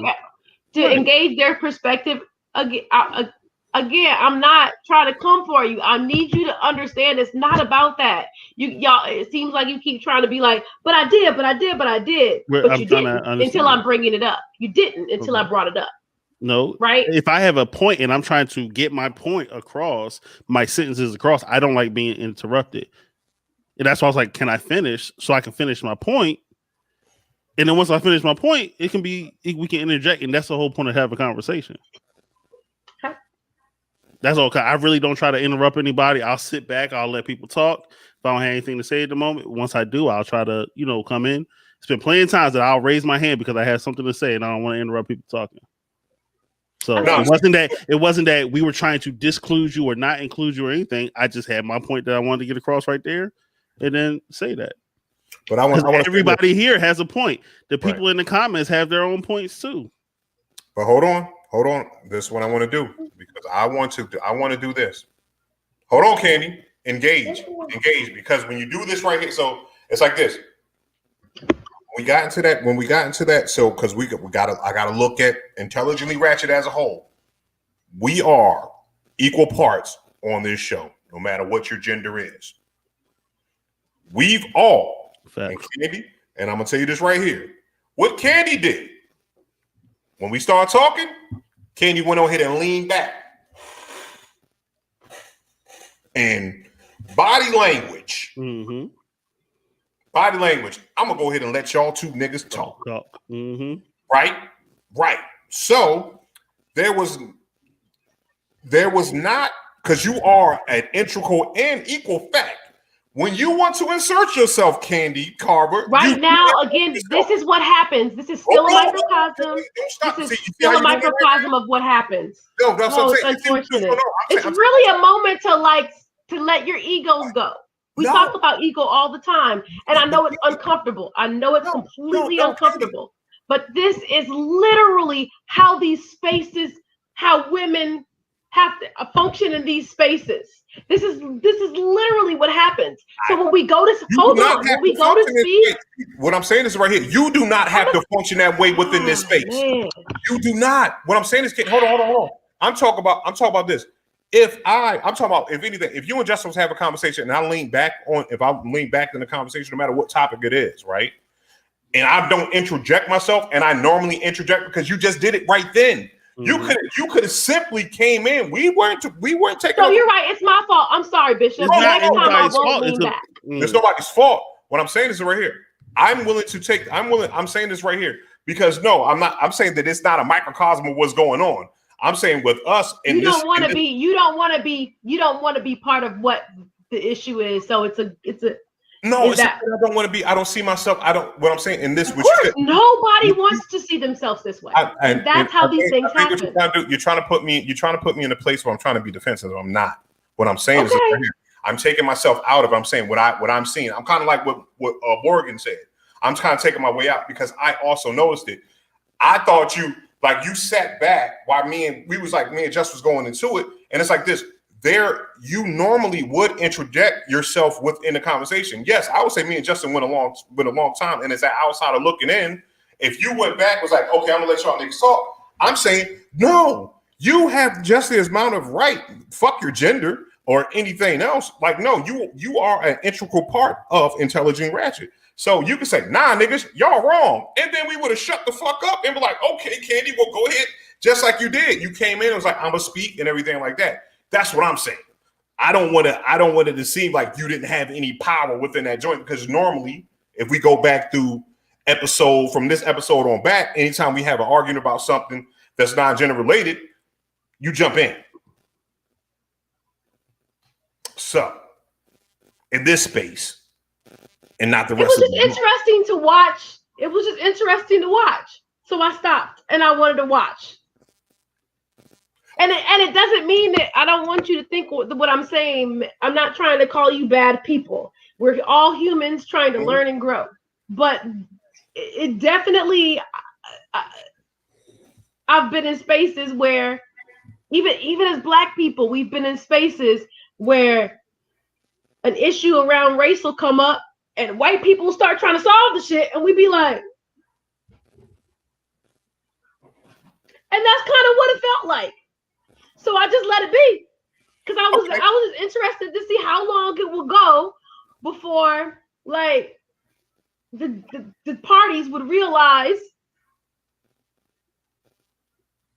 that they're speaking about a group of people, that there was one there that they may be able to come and gain another perspective that could easily solve the issue or be greatly beneficial.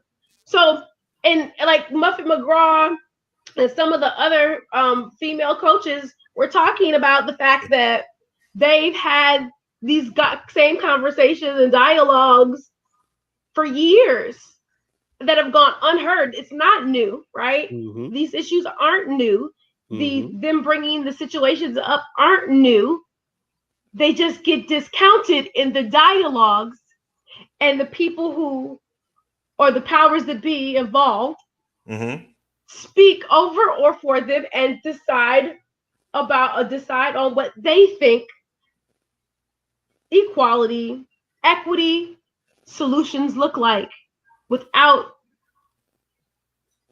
seeking conference from the people that it directly impacts. That's all. So, and I've been in spaces like that where it was around race as well as about gender. And I was just curious. So I just leaned back. My lean back wasn't necessarily to disengage, like what you were saying wasn't important. I was listening and I heard. I just found it was just really interesting. Right. So when you lean back and disengage, because like, you sitting up right now, we always do this right here. If you leaned in, or you zone out, like we don't when Justin zoned the fuck out on shit. We just have to carry the show. You know what I'm saying? It was one of those. I zoned out when y'all was talking about Miami. I went back like this. Right. Me and you went back and forth. So it's like this. So what it is this right here. It's not what I'm saying is, that's why I'm saying when it goes to body language, if you're leaning in, if you're there, and like I said, if you're not engaged, and like I said, body language is everything, right? And it's like, if we're in these conversations about race and gender and all that stuff, and all the Black people do this right here, like, oh yeah, look at them niggas. Nah, it's like somebody got to lean the fuck up, like, no, hold on, excuse me, hand raised. That shit is not right, or shit don't move. That's how you get Gucci fucking turtlenecks with big red lips on them, because you're not saying. I was waiting. I thought you was like Gucci Man. I was like Gucci, yeah, nah, Gucci Man's a clone. We all know that. But listen, so you know what I'm saying. That's That's how we get in that motherfucking space. It's like, my nigga, say something. I'm good. But shout out, well, you know what I'm saying? But I see, but also, what I'm saying is right here. I also fucking appreciate your point of view on it, because that's absolutely, you're absolutely, I'm not saying anything that you say wrong, because it's kind of like you, like Morgan said, this is a teaching moment. But it's also about, like, you know what I'm saying, let's discuss on how do we not let this shit happen again? That's where I'm at with the NCAA, is like, where do we go? How do we create a structure of equity at the top so that the people who are impacted are equally represented?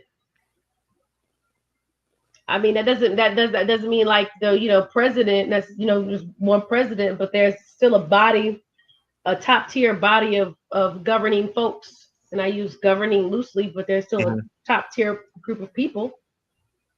The players wanted to meet with the organization like now, and they were told that it will be a better time after the tournament was over. Go do your work, Toby, and then maybe I'll talk to you. Right.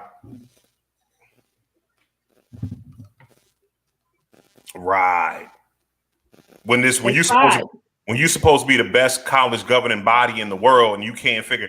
My thing, this is right here. How did that shit get passed? How did that shit get past the people that's supposed to be?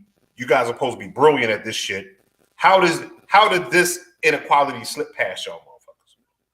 It hasn't slipped past. It's been a thing always. It's always been a thing. Always. And again, like I said, I was watching interviews of the female coaches, retired coaches. I grew up in Indiana, so like McGraw was in Notre Dame. And she said, yeah, this is not new. It's not a new thing. Like, social media has done a really great job at finding spaces and ways to highlight inequality in the last year or so, but it ain't new. They've been suffering this way for a long time and been having those kind of unequal spaces. They just haven't had a way to document and share it and get heard. And shout out to, like, we really talk shit about like young people and their trigger warnings and their skinny saggy jeans, but like they own their shit when it comes to treat us better, treat us fairly. We gonna call you on your shit in a way where I don't know the previous generations felt comfortable doing so. They here for it. They here for all the smoke and all the video. So we have to involve the people, and that's across the board in anything we're talking about. You got to involve the people who you're impacting. You can't just go making choices for them and being like, yeah, I think that that's what this should be, and I think that that's what they need, but I don't know, because nobody that looks like them is in the room. Make a decision. So that's what I'm talking. Bring them in the room and overlook their contributions or ideas. I want to say this right here, though. You know what I'm saying? Because like you kind of said, that's what I was kind of hinting at. Like, with everything that's going on in social media as being a corporation, right? As being a corporation, it's like this. When you're running a social media gambit, like which everybody's trying to look like hey, we're equality friends, right? And you're just doing that shit, and you're putting it out there, you're putting that shiny bow out there, and it's like this. But then when it's time to go to work, when it's time to motherfucking plan the shit, why is this shit not taken care of in the planning stages before? Because we all been on projects before they roll out the project. Someone has to look at that shit and be like, nah, like, you know what I'm saying? Okay, so we're doing this much money to this. We're doing this much money to that. Why is this not, you know what I mean? Why isn't this much money going to there? I don't get it. You know what I'm saying? Like, treat the ladies fairly. You know what I mean? Especially in college sports. When, you know what I'm saying? Like, I'm not talking about like basketball to fucking water polo. You know what I'm saying? Fuck the guys that play water polo. They're not important. You know what I'm saying? It's just being in shape and throwing a ball. That's all you're doing. You're not. There's no league for water polo. Hard word. You tripping? It's hard word to play water polo. That's what I'm saying. Regular polo ain't no shit. Ain't no hoe. Water polo, nigga. Water polo. You know what water polo is for dudes that just can't play any sport correctly. Yo, but they be having that V-ab shit because of motherfucking water polo. Don't slide on water polo. No, I'm not saying that they don't have nice butts that you might want to touch. You know what I'm saying? Because it's good for exercise, but fuck it. You know what I'm saying? Trexercise? I'm sorry. This portion of Cinnamon Toast Crunch has been brought to you by Bethlehem Bourbon, the good Irish whiskey. Mazel tov. Let's move on because we're a part of the patriarchy, and we're sorry, Candy, that we're not. That we have transferred your fuckboyness over to ourselves.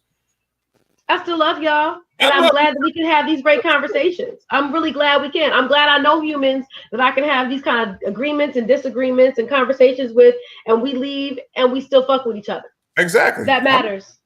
I just gave up my He-Man Women's Haters Club nifty decoder ring last week. I just gave it. I was like, fuck it. I can't keep this around. I know Candy and I got like 9 light-skinned daughters. It's awesome. Okay, so we're gonna talk about the Snyder Cut, man. Let's talk about that. We got Danny, we got Morgan, we got. Ooh, let's bring them on. Hey, no, let's not bring. You want to bring one right now? I'm bringing one of them on. Which one are you gonna bring on? Danny or Morgan? Danny. I want Morgan because Morgan. All right, Morgan. I'm about to send you the link. I feel like Morgan was talking shit to me. I need to talk to him directly. All right, we about to bring Morgan on. Anyway, let's start talking about whatever. You know. Right. And yeah, bring Danny on too. I like him too. He's one of my best. But so Snyder Cut. I just want everybody's.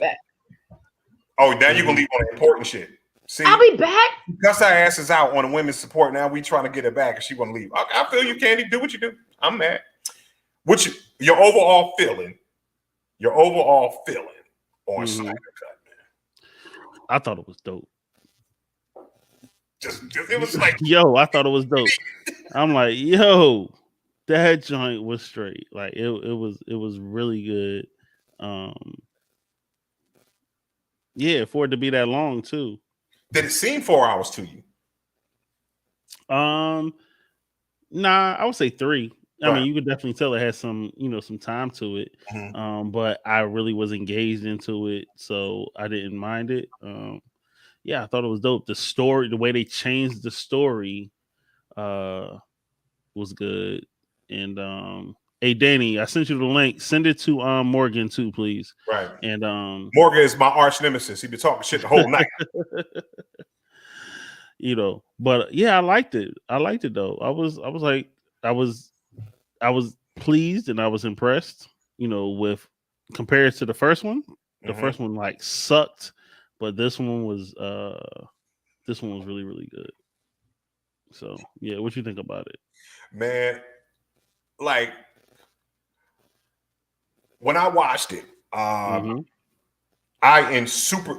I enjoyed was the meat that he put on to the bones of Cyborg and the Flash.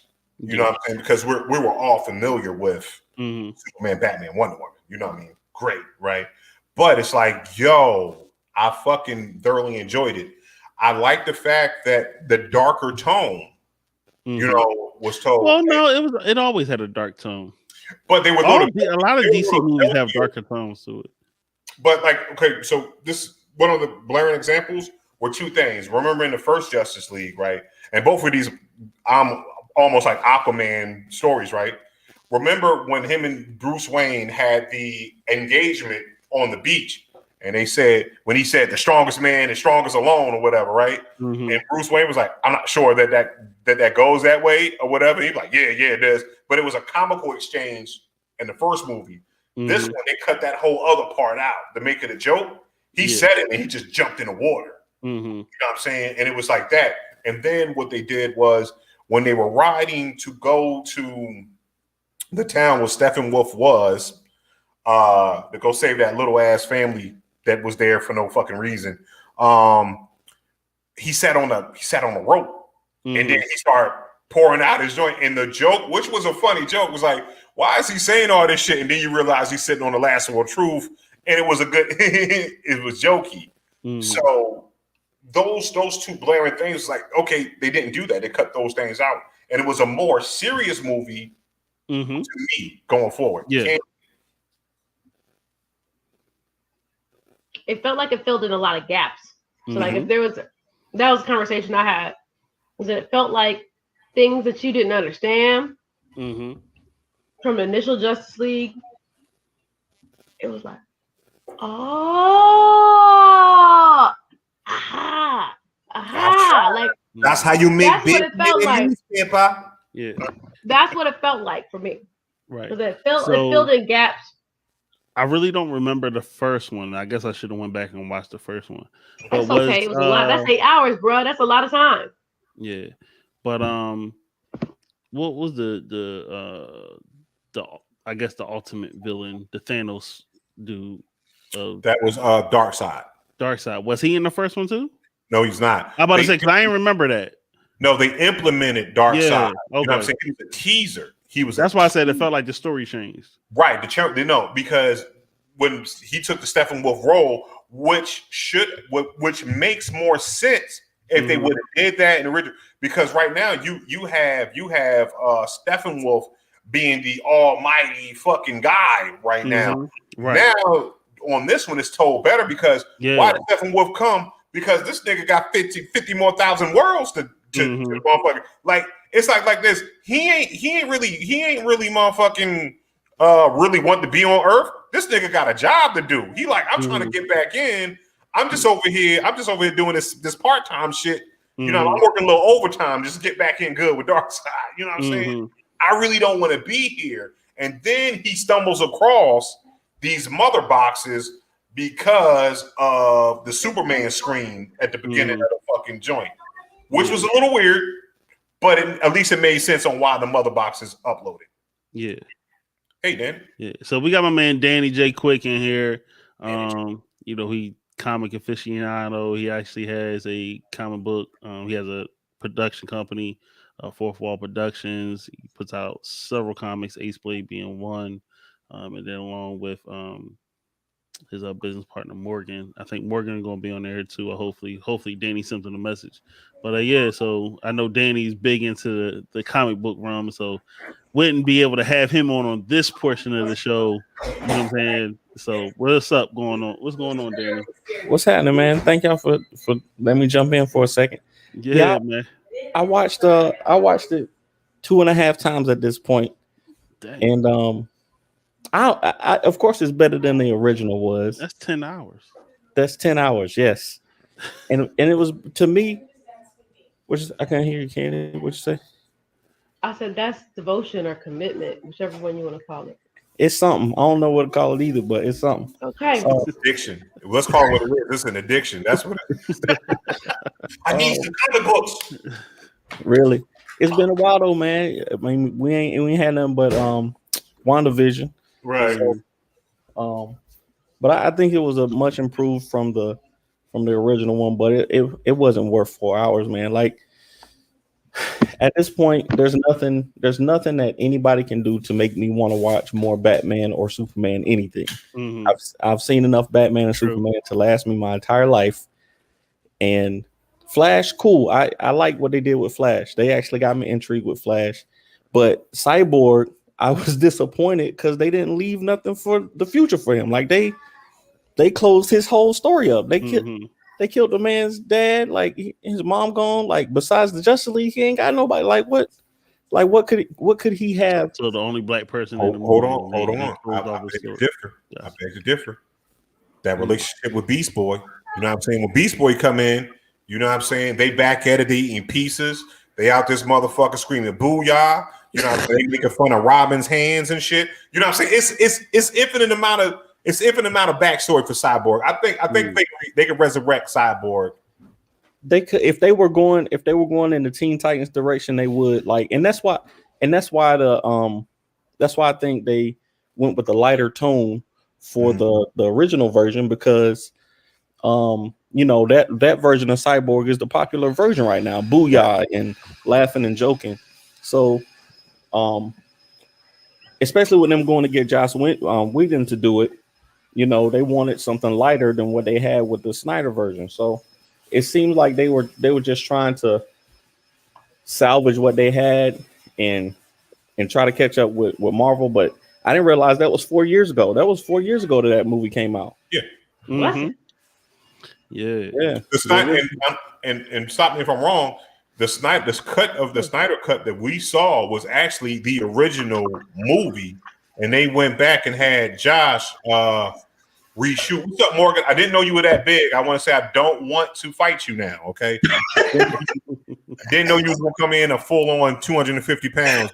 Oh my god! Listen, I want to apologize. Okay, you know what I'm saying? No, man, it's all good. I know it's not all good. I want to say, you know what I mean? I want to like if I was next to you right now, I would hold your wrist so you can't. That was it. Nah, I ain't tripping, bro. Look, I appreciate y'all inviting me on here. So that was the original plot to it or whatever, and it was just, I guess. How did you feel about the movie, Morgan? Since you on here, I mean, directly, it was way better than the first Justice League. Like that's not in question. But yeah, what you were saying is, yeah. So like Zack Snyder, I had to read up on it because like I saw people talking about it in articles and stuff, but I didn't read it until literally like 2 or 3 days ago. Mm-hmm. But yeah, he was the original producer, and then he had a family, and I think somebody in his family died or something. So he said he was going to step away. He said he was going to step away for a little bit, and when he decided to do that, that's when they brought in Joss Whedon because he had just done, I think, Civil War for Marvel and Age of Ultron. Mm-hmm. So they brought him in, and then I guess he kind of just picked up where they left off. So I don't really know. I don't know. I don't think there's any comparison between the two. I know the Snyder Cut was long, but to me it was worth it because I like you said earlier. Like to me, the cyborg pickup in itself was enough. Like I said the other day, the Flash run was the stupidest thing I've seen in life. I don't know who. You know what? I saw you say that shit. I saw him. I hate that. This nigga was running like this, bro. Like who? Nobody on earth runs like that, yo. Like it was like half a June bud challenge. So this nigga, like, you know, but he just won't bounce with it. I don't know what that was, and I don't know why he was doing that. I have it was a fleeting thought, and I felt simple for thinking the fleeting, like it was a very fleeting thought, like I think maybe I'm petty or something. Right. And then it was confirmed by somebody else. It's like, okay, I'm not alone. Okay. Oh, no. Here's my theory. Here's Morgan Candy. This is what I got. Okay. Because I like to look at the jewels and shit. Okay. Remember when Batman said, "Oh, you're very fast." He was like, "I think you're oversimplifying it, right?" Yes. He says, I tap into another dimension. Mm-hmm. You know what I'm saying? And I call it the Speed Force. Yeah. So the reason why he can't run normal because he ain't in the normal plate. You got to run this way to get to the Speed Force. I bet you if you start running like this, go ahead right now, outside right now. I bet you tap into the Speed Force because it's a certain type of kung fu. No. I feel it's like having sex with a vagina with 4 lips. That's like he got to run like Naruto. I was about to go very similar, and I was gonna say, you know what I'm saying? I feel like if I was doing that motion, oh, Danny's trying it right now. Did it work? Did it work? It didn't work. Yeah, bitch, go ahead and try that real quick. It looks like you in Hogwarts. Do the Naruto run. You know that one? I was in the put your arms back. Yeah, there you go. Put your arms back like this and just run. See, how did I get here? How am I here with these people? Are you flying? It's aerodynamics. No. You feel it? God damn, man. It must just be a DC. Because I think it's more almost like the Doctor Strange. No, like, I didn't. Doctor Strange got to do the gang signs. I think that's what Flash has to do with his body. His body, the gang sign. I got wine gang signs. Nah, Nah, because when he fell, he looked mad regular. Like when he got shot with that little laser, he fell and looked mad regular when he fell. You know what I'm saying? Like he looked like somebody was getting stomped out in the club because he said a little bit too much. Like he looked like he was probably around his niggas. That's what you get for looking for consistencies. You know that that's not a real thing. Like I agree, and it would be wonderful if everything like across the board was consistent with a superhero's power and skill set. However, like it's an ever turning going battle that we face. Being like, well, why Hulk do that if he could da da da da da? Why Superman? We know. Like they have to push the story along. I get it. I just that run did not push the story along. Man, it did not. It did not. You're right. It barely pushed the air along. That's my point. Like I'm trying to figure out. I don't know if he thought he was aerodynamic, but there's no way on earth that you're aerodynamic holding your arms out in front of you like this. It just don't work like that. Usually you got to do. That's why the Naruto runs like this. I don't get it. What he's saying. So getting off the run, what do you like I said? What do you think about the actual story? Was the story better this time, or? Yeah, I think the story was much better. I think because the biggest change that I appreciated it, especially as a black watcher, is how they use Cyborg and his relationship with his father. They use Cyborg as the heart of the story. So everything else was filtering pretty much the same. You know what I'm saying? The biggest thing I liked and hated at the same time. I love that they brought in Darkseid, but you can't bring in Darkseid and have him be no puss either. I mean, my dude got smashed with one axe swing, and it wasn't even really a swing, to be honest with you. Like old buddy jumped in the air and fell down, and he cut almost his whole shoulder off. And then he just went and laid hold on. You talking like old buddy, like it's like a Thor ass nigga. That was Ares. So you know what I'm saying? But I don't care. You sound like Ares. Get taken out by Wonder Woman like 2 movies ago. Yeah. Like, Listen. Hold on. That was a different Ares. Hey, Wonder Woman's okay. So to put it in perspective, Darkseid is a whole god. So you got smashed out by a demigod that barely hit you, and he was leaking and he fell back like, oh god, like it won't like no normal, like he got hit and you know what I'm saying. He squelched a little bit. Hold on. Yeah, you know what I'm saying. Like he was like, you know what I'm saying.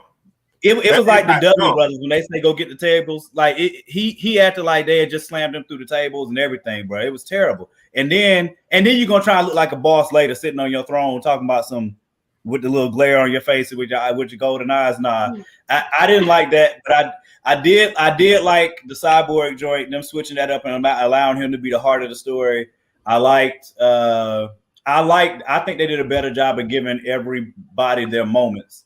Like, so one of the things that I think the Avengers did, one of the reasons people love the first Avengers so much is because they did a really good job of making sure that every one of the Avengers had their moment to like really shine. And I think in Snyder's cut, he did a way better job of giving everybody their moment. Because in the first one, Cyborg, the only thing Cyborg did was drive the Nightcrawler. Like that was it. Other than that, he didn't do nothing that was too special. He carried the box, and then you know what else I like what story was it? And I'm sorry if anybody else needs, because I'm so dope. You know what I'm saying? I got so many Easter eggs and shit like that. But I like the fact, because you said, you know what I mean, it was a bigger African American presence in there. We had Martian Manhunter, you know what I'm saying, he came through. Yeah. And then we had Flash girlfriend. You know what I'm saying? Yeah. That was a love story within it. Adjust to Iris. I had to adjust to Iris. I was like, she don't look like Candace. Not me, Candace, but the Candace. Candace is the actress's name on the CW. I got you. I can't see it though. Yeah. No, it's not true. No, not at all. She got this thing. She had this weird thing here. I don't look like Iris. When he slowed down time, it's like this is when he slowed down time. When he touched her face and moved her hair. First of all, that shit was it was really creepy. Yeah. I thought it was really rapey. As fuck. Okay, it wasn't just me. This was creepy as hell. It was kind of creepy. Because he kind of admired her for a long time, and then he was just like, right. it puts the lotion on.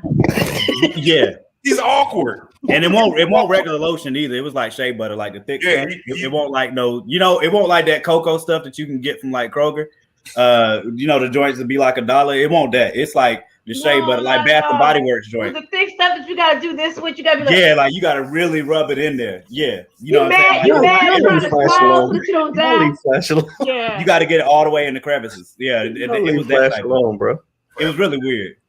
It was. Flash was just weird. I'm glad I wasn't alone. Yeah, it was, but he's quirky and like comedic relief. No, he was the comedic relief. Yeah. He's just a weird guy. And he was being a little hoe too at the end. He's being a little hoe too at the end. I didn't appreciate that either. Man got shot. What are you talking about? Bro, that little behind hole, bro. You better put some dirt on that and walk it off, cuz the whole space of the universe. He had some dirt on it. No flesh hanging out the side of his body. Morgan, you ain't gonna do my man Flash like that, because if I did already. If we shoot Morgan right now, his ass gonna go down. You better, God damn it! And I'm pressing charges on the way to the floor. Exactly. But look, right. He even explained his armor was what the space shuttle was made out of. So if you blasting through that and still taking a chunk out, I mean, I don't care nothing about that. That's not what we're talking about. What we talking about is the mother bots needs you to come and caress it like you did Iris, and you got stopped by a pink beam, and then you fell down and you was like, yo, my dude, like this really hurts. And they were like, yo, hurry up. And he was like, okay, I mean, I think I can make it. And then like he took a few more seconds. And my dude, like, you know what I'm saying? Like it was too much, yo. Like you're a whole superhero. He needed to heal. He said. However, but if Barry Barry is kind of, Barry kind of, that though. So like, why you surprised? Barry be like that. I'm glad you said it. Like Barry. I'm glad you said it. Barry's very comfortable with the sharing of his emotionals. Wait, what'd you say, Bishop? Barry's a bitch ass nigga. But listen, yeah, we gotta ban that guy. We need to ban him. Right, every group got a bitch ass nigga. That's what I'm saying. It's like there is no, like, we got a group of friends. You know what I'm saying? We got a group of friends. Like if we get 6 more, if we get another 2 more people on here, one of those people are going to be a bitch ass nigga. So yeah, I'm not going to be. I'm not the one. I don't mind. I'll be that. Don't you worry. be the bitch ass. So, okay. Why are you gonna volunteer? Why you volunteer? Right. I was saying, why you gonna volunteer to be the bitch ass? Yeah, how you come on, bro? You supposed to let that just come out. You ain't supposed to freak. I know if my wife. Right. You supposed to let other people decide that. I know if my wife come in, y'all gonna see it come out. I already know. Right. He's like, that's true. That's fact. That's fact. Yeah. I already know. Yeah, eye contact. But you could have at least tried to play it off. Why everybody know that about you? Why everybody know that about you already? Hey, I'm a consistent kind of guy. They know. That's but another question. Did y'all get the Lois Lane pregnant Jewel? Yeah. They did. They put 2 of them in there. You saw they had the pregnancy test, and then they had her holding the baby basket at the end. Oh no! Remember when? And I didn't see that part. But what I heard was when Batman said congratulations. When she had a baby basket. Yeah, I didn't see that. Okay, I gotta go back and look at it. I wasn't paying attention. I was still mad at Flash. Yeah. So I didn't like that. I didn't like that end scene with Joker. I thought that was dumb. I didn't like it. Was whack. That actually messed up the movie for me. I was like, what? Yeah, me too. I didn't like that because I don't, and I understand Zack Snyder's a comic book head. So when you make comic books, of course you want to leave some grandiose speculation, of course. Mm-hmm. But if they're not going to continue that, like, ain't no reason to, you know what I'm saying? Ain't no reason to do that. But hold on, Danny. Remember, he made this before the original Justice League. Nah, that was added on. He even said that was the only thing that he added was that final scene was the only thing that he wrote after and had. Okay, what would you? Let him be an artist though. Would it be like you said to move something on? When I come in, if I came in and I said, I'm Jack Snyder, right? You know what I'm saying? We're gonna go on this shit. They said, Jack Snyder. Okay. He didn't change his whole name. That's what I'm talking about. I like it, Bishop. I'm out here, right? Roll with it. My name whole Jack Snyder. You know what I'm saying? Fuck Zach. That's Jack what I'm talking Snyder, about. you know You don't need Zach. I don't need that nigga. You know what I'm You don't saying? need Zach. Jack Anyway, got the listen. Boom. Right. Let's go ahead. Let's go ahead and bring this shit in. I'm gonna add some shit. Mm-hmm. So you know what they can do? They got to fuck with me because I already know my cut is way better. Got to. My cocaine is way better than everybody else on the block cocaine. You know what I'm saying? Yeah, uncut. It's uncut. Uncut. Cocaine. Magic. Matter of fact, don't call my cocaine. They waited 4 years for that. They waited 4 years for it. That's right. Let them know. Then I'm gonna put this extra on top of it. Now y'all niggas got to get it. All right. Okay. So it's gonna be cocaine and cocaine. Cocaine. So I want to move forward. You know, I want to talk about two more things, and then we'll close out or whatever. But I do want to bring up Falcon Winter Soldier episode 1.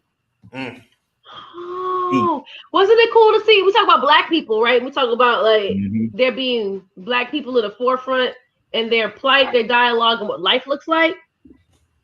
I understand that that was the biggest thing to me. I know that there's other components that are important, but if we talk about like the forward movement of us, the Don cheated him. It was like he said he called him brother. Mm-hmm. Like, y'all heard that shit and you was like, oh, yeah, right? Like, think about if you've ever seen scenes like that where two black people referenced each other in a comfortable way. We don't get a lot of that, right? It's usually if we're there, where it's not two of us, right? Like the relationship, with Sam and his sister, going to the bank and just those spaces where it was obvious they talk right, right? Like so where they're talking about things that are happening to black people and they're directly referencing it. I thought those kind of scenes were really important. You know what, Candy? I want to say this though. What really fucked that scene up though was them goddamn plates in the back of that truck. That shit, I know that motherfucking food was cold as shit. And you ain't been in the bank for 2 hours. That fucking food. They did get it around for 3 seasons. Who the fuck's eating that? I didn't notice that, but now I'm mad. You're right. Wait, some perfect good food. Look, Morgan gonna be mad till tomorrow too. He gonna wake up and text one of you motherfuckers talk about this. And is I'm texting somebody in the morning. Y'all better answer too. Because Morgan holds grudges. We know now. We know that Morgan holds grudges. Long time. Right, so with that, okay, we talked about the scene at the bank. It made me think. I was like, okay, well, how they ain't getting paid, they ain't no money or whatever. They want, for what they was doing. How the heck did Vision and old girl have money to buy a house? You ain't seen my Facebook post this week? That's the shit I said too. I was like, how the fuck Vision buy one a house? No, because if instead comic dude, step in if I'm wrong. Wasn't Tony Stark? Didn't he pay the Avengers? No, did he?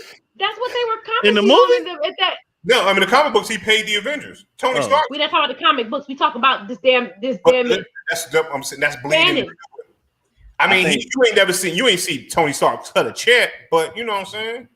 But I think referenced the fact that his money, that their financials were all over the place, right? Right. So and they were a government. The Avengers was a government agency. Why wasn't they GS employees?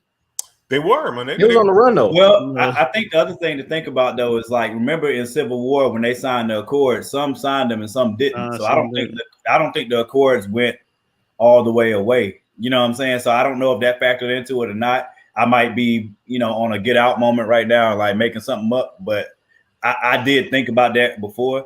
But I do also think they're just trying to ground the fact that I think they're trying to put it in a space where, one, storytelling wise, I would hope that some black person said, hey, why don't we highlight, the most patriotic people in America are black soldiers, period, full stop. You know what I'm saying? So, you know what I'm saying? Why don't we highlight that? I don't know that they were going that far. I know me and Danny, hit on that in ours, but we black. So, but Marvel has done a pretty good job highlighting that stuff, but I agree with Candy. Like one of the most important scenes, the most important scene to me was the bank scene because it was one thing for them to have that. Like when they had the conversation, him and Don Cheadle, when they had the conversation, that was important because they had one of those conversations, kind of like if it was us and we was in a corporate setting, and we just came out of a meeting with everybody else, and it's just me and him. You know what I'm saying? They had one of those conversations, just like if it's me and Danny walking out of the meeting, like, man, white folks crazy, right? Yeah, bro. So yeah, you know what I'm saying? Then we had like one of them side conversations that don't have to be. We don't have to code switch. You know what I'm saying? And that's what they were doing in that with that scene. But the bank scene really put a lot home. One with just them, like the part that I love was that the banker recognized him, had to be told what his name was, and he's like, oh yeah, you know what I'm saying? He does this, and then after all that conversation, hey, can I get a favor from you? Right. But no, I can't give you this loan. What stuck out to me was this right here. He was like, you didn't have any financial history in the last 5 years. We're gone for 5 years. Nigga, I blipped. What you mean? So there's everybody that so everybody think about everybody that blipped, right? And you're like, well, what the fuck did the blippies do? Right. I don't know. In terms of like credit or work history, right? And they came back a whole 5 years older. They dealt with it in Spider-Man too. They was like, when homeboy was like, I came back and my younger brother is older than me. Yeah, that crap was hilarious. Right. It's like, so we got to deal with, and they talk about the blipping as far as in WandaVision too with Lieutenant Rambo. She came back and her mom did. She was watching her mama in 5 years. So it's like you know that universe. It's like, how do you deal with that? Also, something that you said too about the WandaVision thing that I wanted to bring up too. Yes, Wanda was an empty lot. So that means Wanda wasn't taking no damn showers. There wasn't no shower, nothing like that. Wanda was a funky ass by the time she left. First of all, if you are she makes up some kind of spell in her head that washes her ass. She just as she sleeps, her body cleans itself. Like if you can make that many motherfuckers go to the dentist, you can wash your ass in your sleep. Deliver packages. Yeah, I mean, she literally creates entire realities. Like she literally was upset and in grief and created a whole nother vision that you could touch with your hands. I mean, so obviously she's more clean than we are. Okay, literally fresh out the shower. Real. She take 8 showers a day. Yeah, she be walking around and shit. No, her whole body just be she creates something that cleans her whole body without using water. But what about she got a douche that's closer to the edge of the hex? You know what I'm saying? Them niggas was just pausing. Somebody in that motherfucker smelling like that motherfucker was like this. Probably them kids. He smell like outside right now. It's probably them kids, bro. It's probably them kids. The really fast one. Because you know kids can wash as the really fast one. The really fast one. You know, you running around that much, he ain't taking no shower, bro. You know kids don't be taking showers. Dirty ass kids. Terrible. Exactly. So since y'all brought up Flash got to be stinking too. I think Flash stink and Pietro. Both. That's why I tried to. That's why I took him so long to heal. That's why I took him so long to heal. He ain't healthy. Right? He got shot. Like, what is that smell? He was like, "Dang, bro, it's a hole right here, but what is that smell?"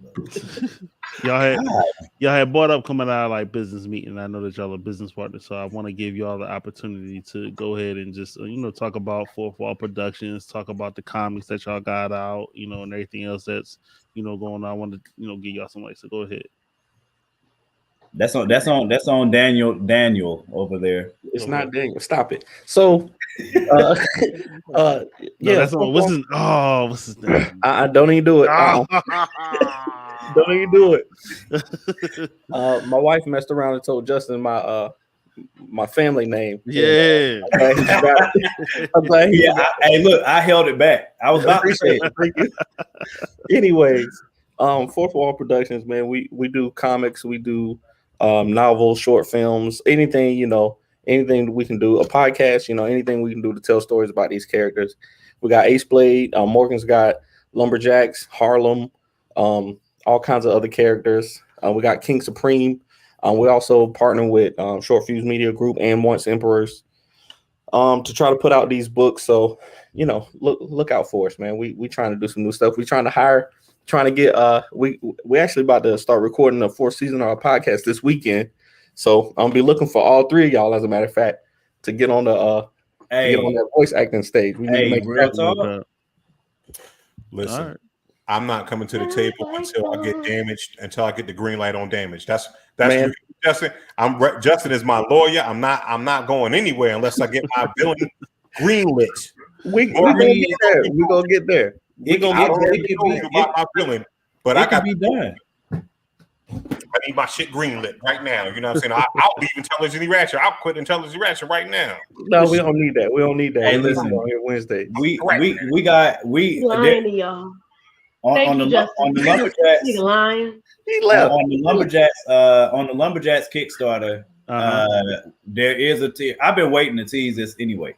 So we do have a tier on there where you can. So we have a podcast, Super Shorts podcast.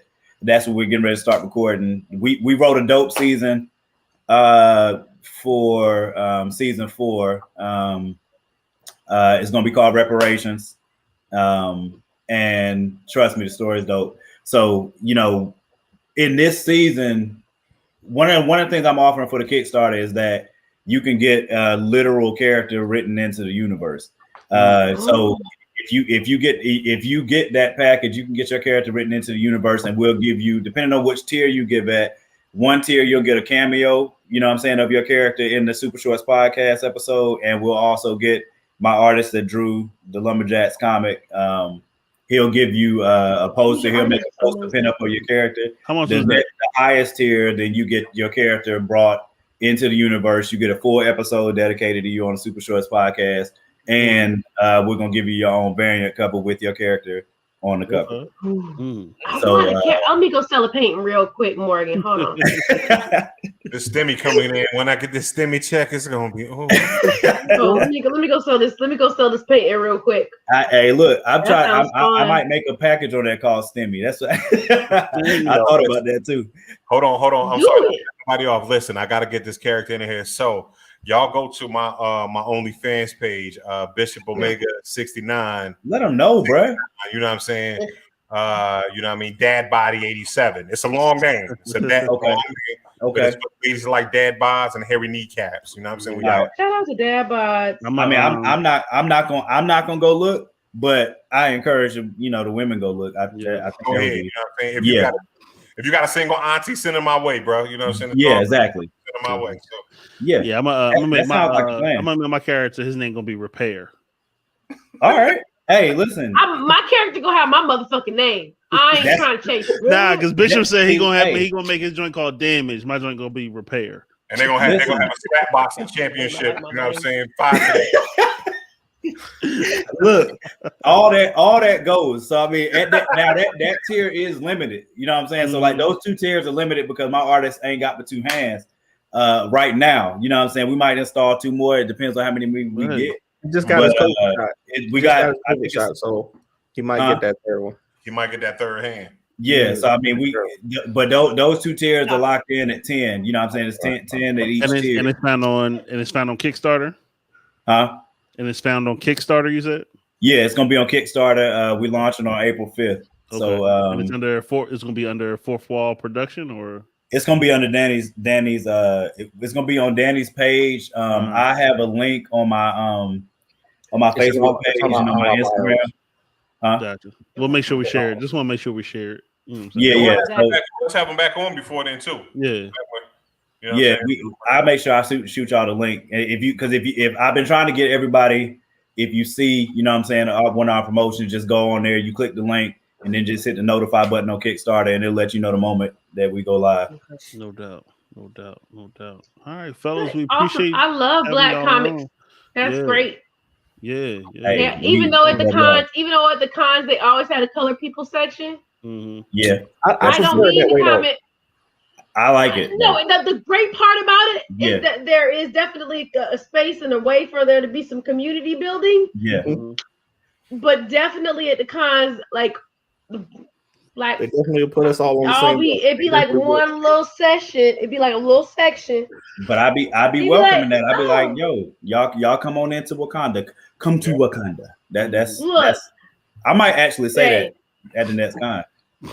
Come I miss cons. Am I the only one? I miss cons so much. I would literally just talk about it today. I miss it for a lot of things. I mean, the cosplaying was crazy. that for real. I really enjoyed cosplay part. Yeah. What was the best cosplay you saw? Because they be getting Daddy, crazy. what you got? What's your favorite? Man, I seen this dude when we went to Baltimore. There was a dude who did he was in the Black Panther with the crown. Mm-hmm. Remember, I got a picture of him. I'm gonna send to y'all. But he had like the whole armor. Like he had like every piece of it. Like he had made, and then he had the crown leaning sideways. He had the cape. I was like, okay, my guy is. I don't know if I could pick one. I mean, I think one of my favorites. There was this black guy at NC Comic Con, probably like 2016 or 17. This dude came as Galactus, but like because Galactus is supposed to be really big, he had put. I think he was like standing on buckets or something. Like he was standing up, but you couldn't see him. Like when he walked in the room, you knew he couldn't possibly be that tall, but it wasn't because of his costume. It was just because how tall he was. Right. But his outfit was dope. There were people that came as I'm a horror movie fan. So, same year, that was the dude with the Hulkbuster armor. That was crazy too. Oh yeah. I saw that on Instagram. There was I'm a horror movie fan, so like there was a kid and his dad, I think, that came as Pennywise and the little kid from It. Georgie? Yeah. I don't know if y'all in the video games. There was another costume. I know Danny remember this. It was a black guy came in there as Altair from Assassin's Creed. No. I seen some dope stuff. I mean, I won't lie. You know what I'm saying? Sometimes they come in Mortal Kombat cosplaying and yeah. Uh-huh. You know, yeah. Sometimes that poison ivy gets through. I ain't gonna. Yeah. I don't need to say it. You know. You understand. I've been with you. You understand. So we're going deep dive into that when they come back in a couple of weeks. We're going to talk about that Black comics and how to get some. Talk about illustration and publishing, getting into the whole art of that, and how everything. So but yeah. Oh wait, so we're gonna have a comic panel? That sounds fun. Never mind. I'm back. Can we? Y'all laughing at me. Yeah, so he's there, yo. Morgan, Danny, we appreciate y'all coming on, and we see y'all in a couple of weeks. All right, appreciate y'all, man. All right. Yo, did we make your day, Candy? We made your day. She's like, oh, we gonna have a comic panel. Yeah. All right. Yeah. We can bring Greg. We can bring Greg and Marcus too. Wow, we can bring. Let's do it. Yeah, the guy that does, the artist that does the Tuskegee Air stuff and the writer for it. Mm-hmm. Oh shit! Yeah, that's right. We got him coming out too. That's gonna be Stanford Green. Stanford will come on too. Well, you know what? We got to have a comic book special at some point. What about James? Does James count as comic? The guy that does the voice. Can that be a production meeting? Yeah, let's do that. Let's do that after. Sorry, I got excited. Okay. All right, yo, we are at 10:18. Candy, we need your random words. So, y'all gotta help me because y'all are from Philly, right? Uh-huh. I have twin best friends, okay?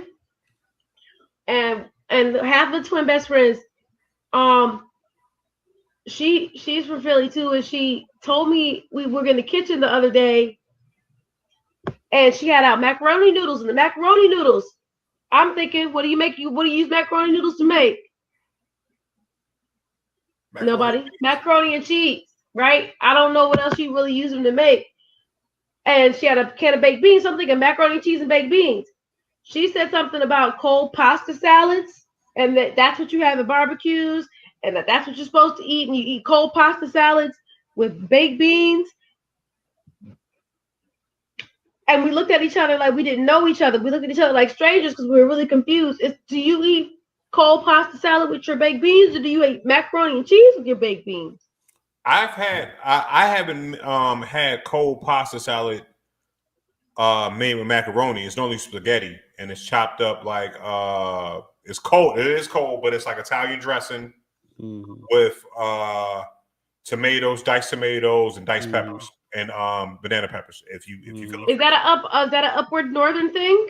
I've had it down here too. Like my family makes it. I've had it at in Philly, and I've also had it in Virginia. My aunt makes it. My mom makes I've never had it here. I have never, ever, ever, ever, ever had it here. If there are beans, there is macaroni and cheese or coleslaw or something, but there is no cold pasta salad.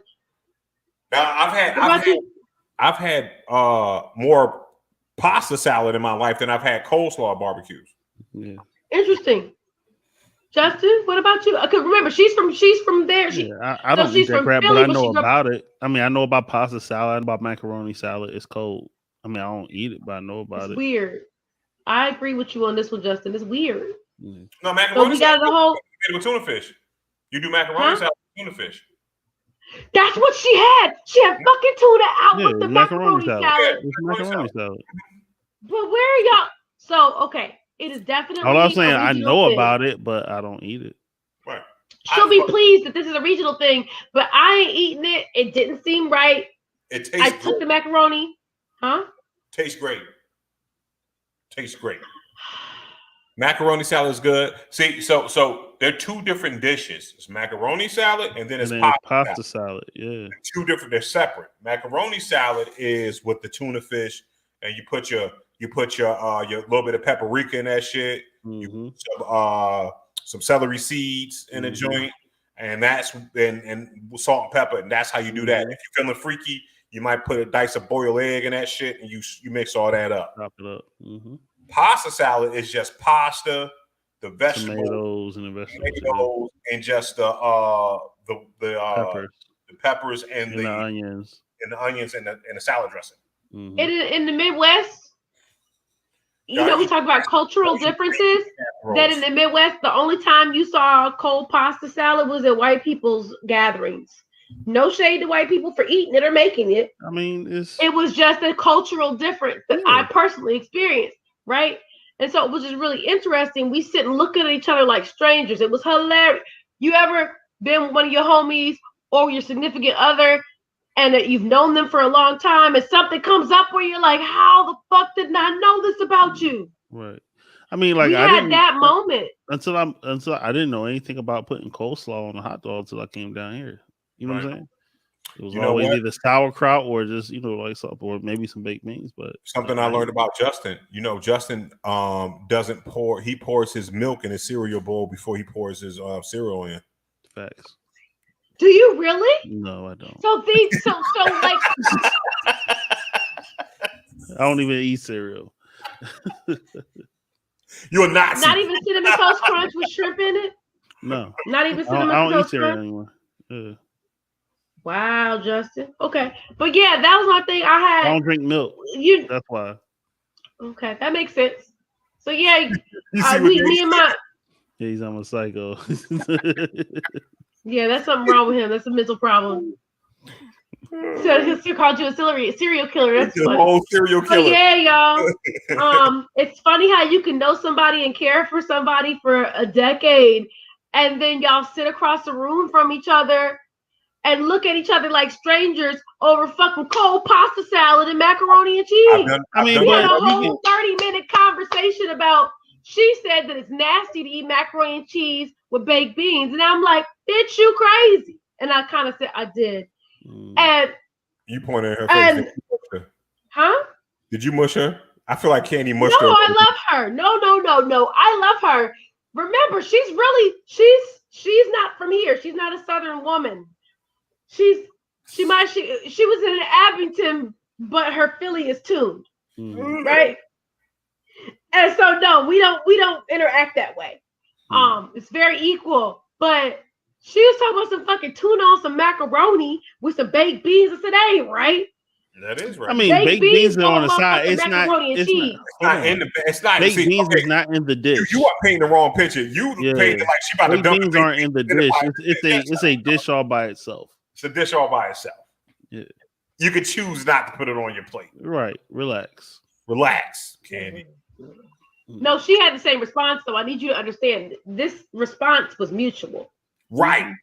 Because so she was on the other side feeling this exact same way about her liking the macaroni tuna, cold pasta, and baked beans together. And those things go together. The baked beans is hot. You gotta have some cool. It's cool and then it's hot. It's hot, cool, hot. So you can't have too many hot things out there one time. You know what I'm saying? Now I fuck with both. You know what I mean? Because what I do is just right. I don't have food hangups. You know what I'm saying? Because as a youngster, if I didn't eat shit, then guess what? If I didn't eat what was there, then I didn't eat. So guess what? Yeah. I've eaten a lot of shit to not stay hungry. No, the beans won't. Daniel, the beans won't in the pasta salad. It was two separate side dishes. Never That's all it mind. is. I got you. Yeah, I understand. That's what I'm saying. It's two separate sizes. Two separate sides. You know Yeah. what I'm saying? But greatest So candy. that was our. But greatest candy in the world, Boston baked beans. You know what I'm saying? I used to love those. You know what I'm saying? You know what I mean? That's what's up. I can rock with those. I think everybody knows that. Shout out to that to Alexander the Grapes and also Lemon Heads. You know what I'm saying? All of them came in the same little box. Shout out to that. But you know about that going to the corner store. You don't know nothing about that. You know what I'm saying? Mike and Ike's. Mike and Ike's. You make a box whistle? Yeah. Ooh, what you know about making a box whistle? Yeah. That's you got anything mean to say, man? Making that box whistle. Yo, and I think we're gonna leave y'all with the make a box whistle. Hey, Josh, you got any shout outs, man? Yeah, shout out to everybody that came through, all Ratcheteers that came through. Morgan and Danny were heavy in the comments. You know, Daniel also was heavy in the comments. We had Keish come through earlier. Shout out to her and all the Straight to Tape team. Tico was in the building. Brevin came through. Yeah, so shout out to all of them. Shout out to Adrian and Didi on my other podcast, The Battle Buddies. We air Tuesdays at 8 p.m. Get rooted.